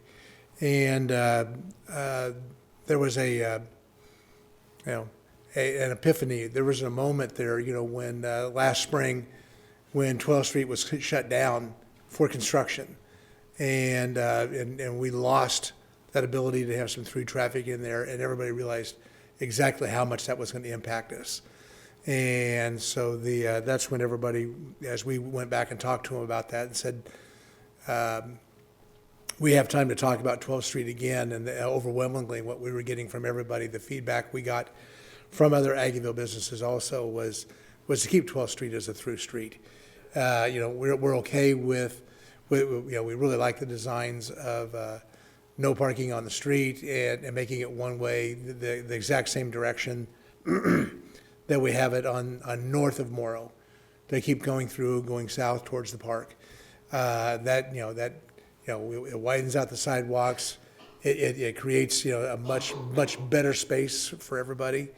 But it still allows traffic. It allows people to move through Aggieville, because that's that seems to be very important. We're not a pedestrian-only area, so that's really important. The concepts on Laramie Street, I know it's really hard to do when you take a look at those pictures and you see these. It looks like hospitals on both sides of the road. Everything just tall and white, and but that's not real. That's not what those are. But that will work out really well for us, and we do want to work well with the university. We've been working with Cheryl Grice and her group on Cats 3D or Don't Drive Drunk. So the university's got that ride share program with Lyft, and we've already had to move it a couple of times. And that concept is instead of just for the university to help support and give them some free rides, so that they don't drive drunk. The idea is, that's one element for the students is so that they they know that they have an ability, because they're a K-State student, to ride in this program for free. The other side of that is it has to be convenient and available. And so we've already twice have had some spaces that we thought we were going to use, and we did use for a while, so that those cars would come down on Thursday, Friday, and Saturday nights, and not just wait until they got called to show up, because there's a couple of thousand people thinking, that might be my ride, it's, it's a gray Honda, is that me? And so the idea is for them to go ahead and come down and stage. They're there. And so when somebody makes that decision that, I don't think I'm going to get in my car and drive, or I already had a ride down here, that's how I'm going to do it. They know they can walk over to that space, just tap on the window. Here's my ID. Here's my Lyft stuff, and they get the ride right there. And so the idea of like right now, we know that coming up here before the end of this semester, we're going to do some of that probably on 12th Street, right by Tanner's, on that side, because that's still, there's still enough room for cars both ways there. But on the Tanner side, since they're not really using that as a serving area, that's going to be a temporary ride share spot, so people know that they can go there and they can find their ride. So I think what the concepts on Laramie are going to be really helpful for us. And then when we talk about the trash, as long as I have been in and out of Aggieville, which is about 50-some years, one of the things I had not done until I became the director of Aggieville was actually spend a lot of time in the alleys and looking at them. And that was one of the first things that I did when I took over the director's job, and realized, that in those 4 main alleys in Aggieville, just shy of 90 dumpsters, and which is that's a lot. And that's why there's always going to be problems. And so this concept of the trash compactors is something we've been talking about for 4 years. So we are anxious for that to happen. And to go along with that, there are some ideas about how to do a better job with grease too. And we're going to work with the city on that also. So thank you. Okay, thank you. Is there anyone else that wishes to comment?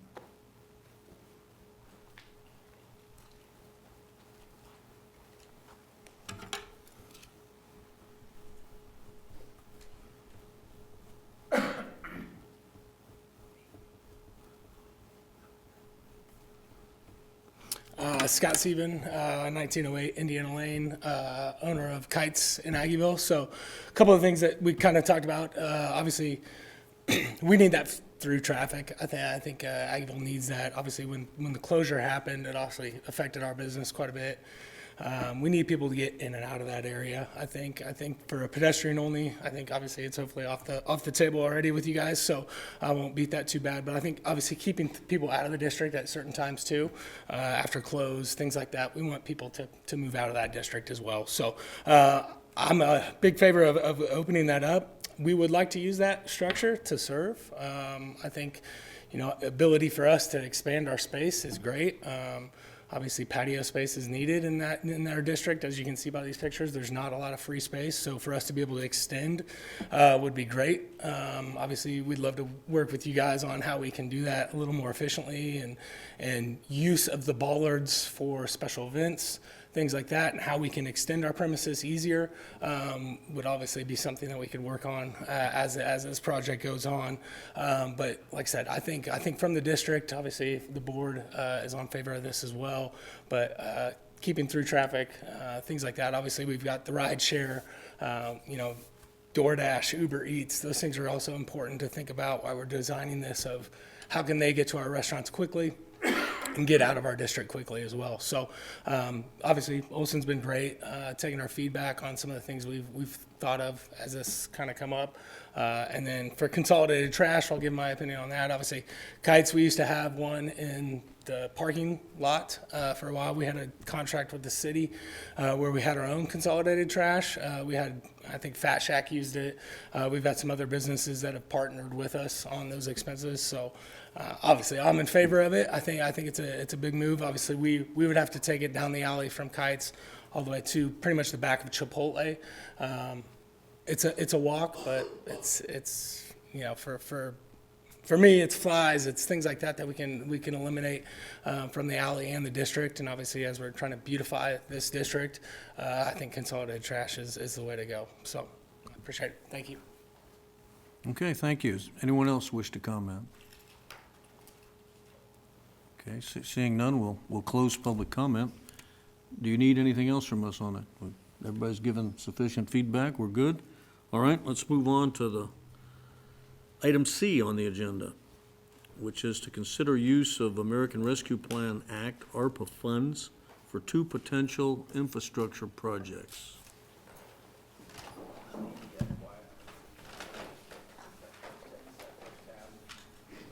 This one right here. There it is. The magic Control L button. All right, good evening, Commissioners. Wyatt Thompson, Assistant City Manager. I just wanted to have a discussion about our ARPA projects. A bit of background, the city received $12.7 million in 2021 and 22 from federal sources relative to the 2020 COVID-19 pandemic.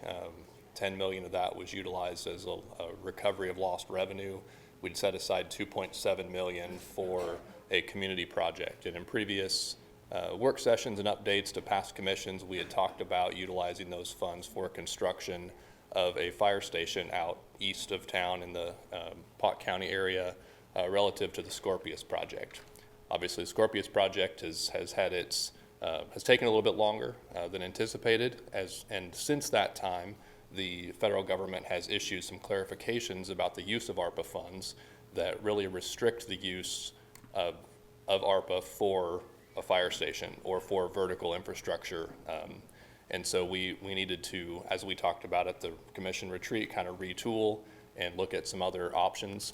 We have engaged with Baker Tilly Municipal Advisors to evaluate a number of projects that were in the city's CIP and had them evaluate they've put together ARPA compliance plans and strategies for other communities around the country, very knowledgeable about the ARPA rules and keep up to date with what all those clarifications were.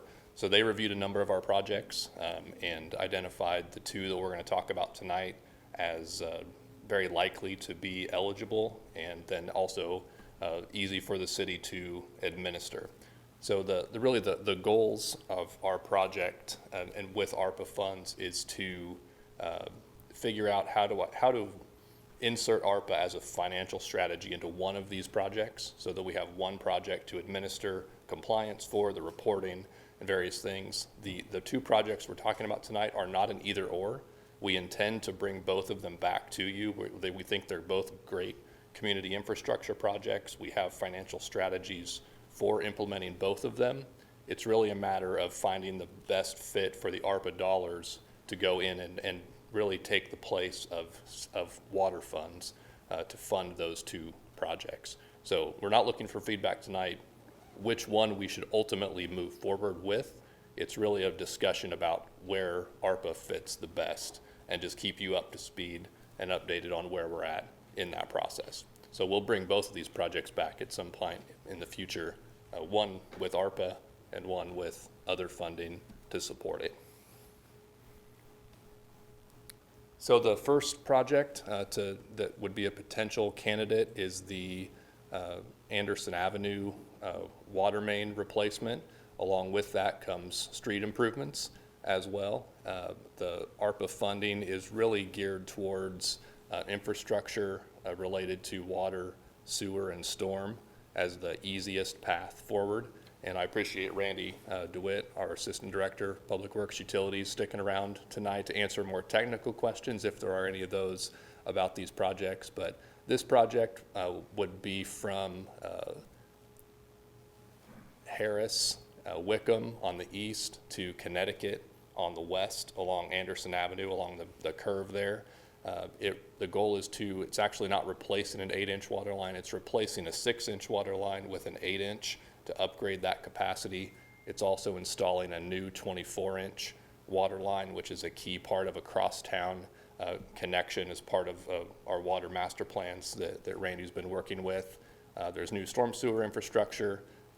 And also while we're there tearing things up, we know that stretch of road is also in poor condition, partly because of all the water main breaks that we've had along that stretch over the years. And obviously the last winter was not good for any of our pavements.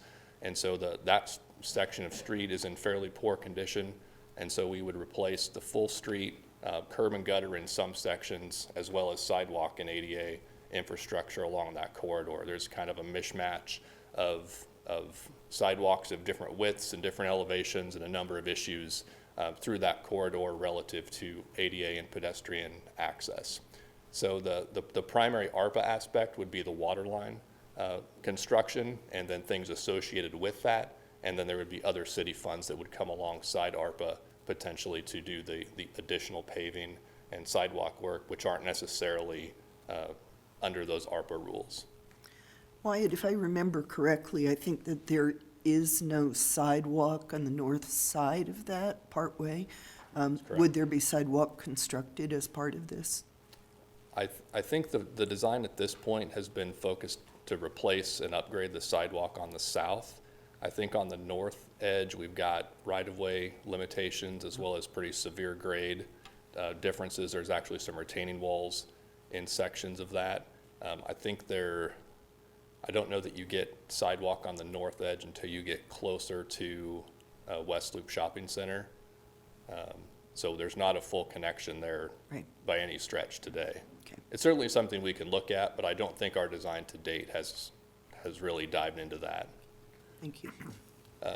Obviously, there'd be a phased construction plan. It's a fairly lengthy, well-traveled corridor, and so we'd work out the details of that phasing strategy. Where we'd shift traffic to the north while we worked on the south lanes in pieces.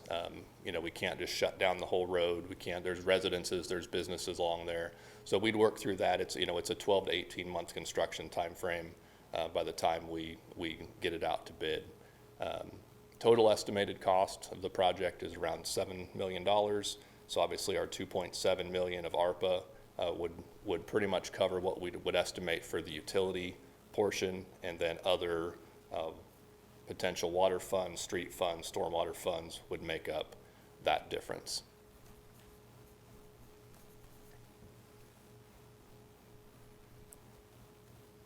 The other project is also a water-related project. These are pointing out here on the map the lime sludge lagoons, which is a component of our water treatment system.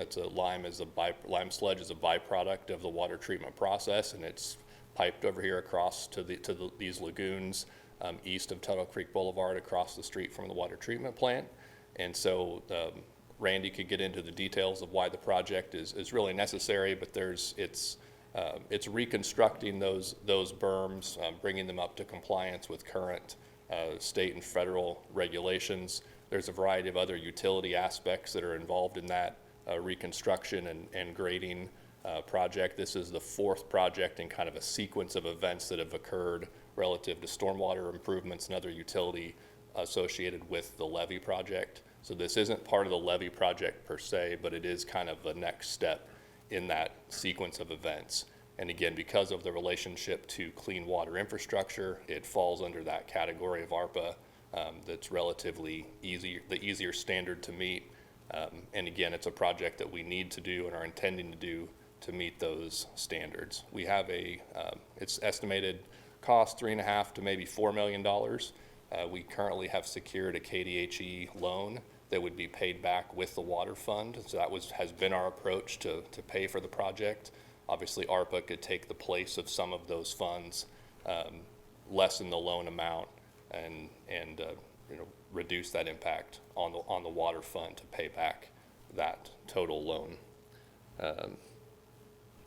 So we would recommend one of these two projects. I'm happy to answer questions or provide more details about the work and what we would envision.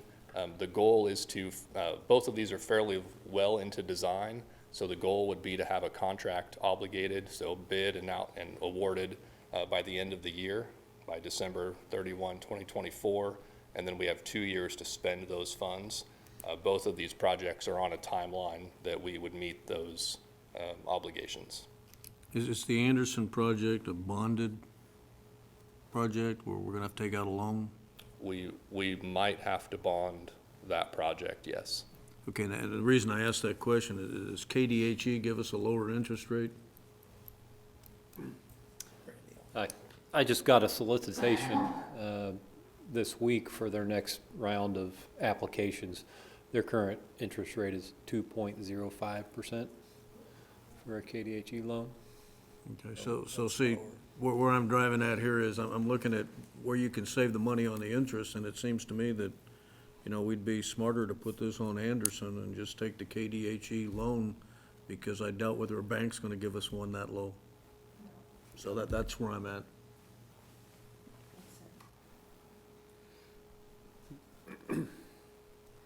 Is there like criteria that, I mean, you're asking which we think is the best fit for the use of these funds? If I could, Yeah. we're utilizing, we're asking Baker Tilly which is the best use of the Okay. funds. They've identified from our longer list these two projects as the most likely to be eligible.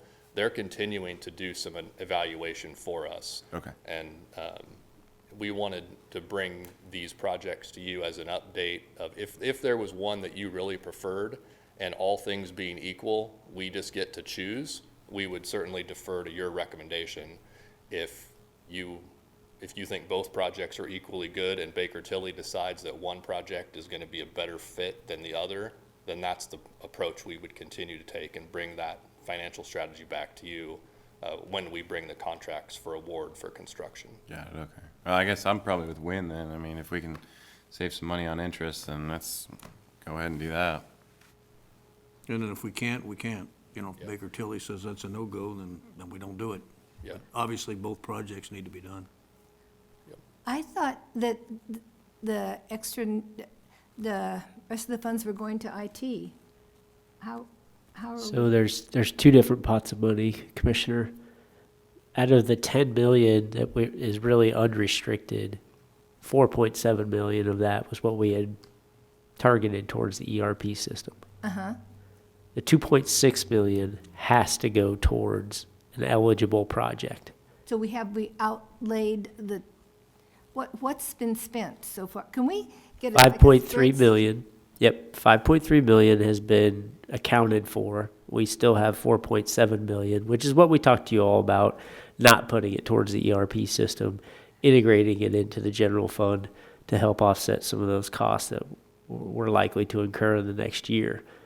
You were okay with that. We haven't done that yet. We'll keep giving you updates throughout the summer, but this 2.7 million has to go towards an ARPA eligible project. It has to be spent by the end of the year. And it has to be contracted by the end of the year and spent by the end of 2026, and it has very strict rules, and that's why Wyatt keeps talking back to Baker Tilly.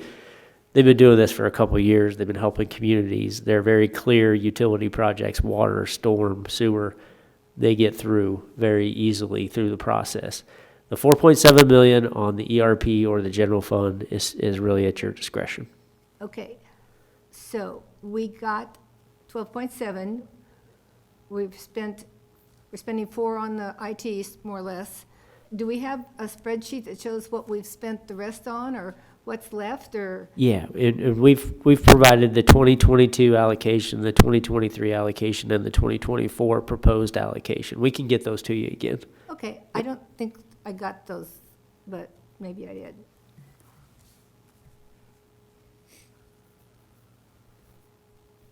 Okay, any other comments, or we good? Got what you need? I think so. We'll keep you apprised as we continue to work with Baker Tilly and finalize that financial strategy and get you the information that you needed, Commissioner McCullough. Okay, thank you. I guess the last item on the agenda is executive session, and Katie, is there any projected time we need for that? 30 minutes. You need 30 minutes, you think? Okay. Then what we'll need is let's see, it's 8:10. Need a motion to executive session till 8:40. I'll go ahead and make the motion. I move that we recess into executive session to discuss employment matters related to one or more pursuant to the exceptions set forth in K.S.A. 754319B1, allowing for discussion of personnel matters of non-elected personnel, and to resume the open meeting at 8:40 PM in the City Commission room. Seconded. Okay, we have a motion and a second. Please call the roll. Commissioner Opel, Yes. Commissioner Motta, Yes. Mayor Butler, Yes. Commissioner Adamczyk, Yes. Commissioner McCullough. Yes. Motion carries 5-0.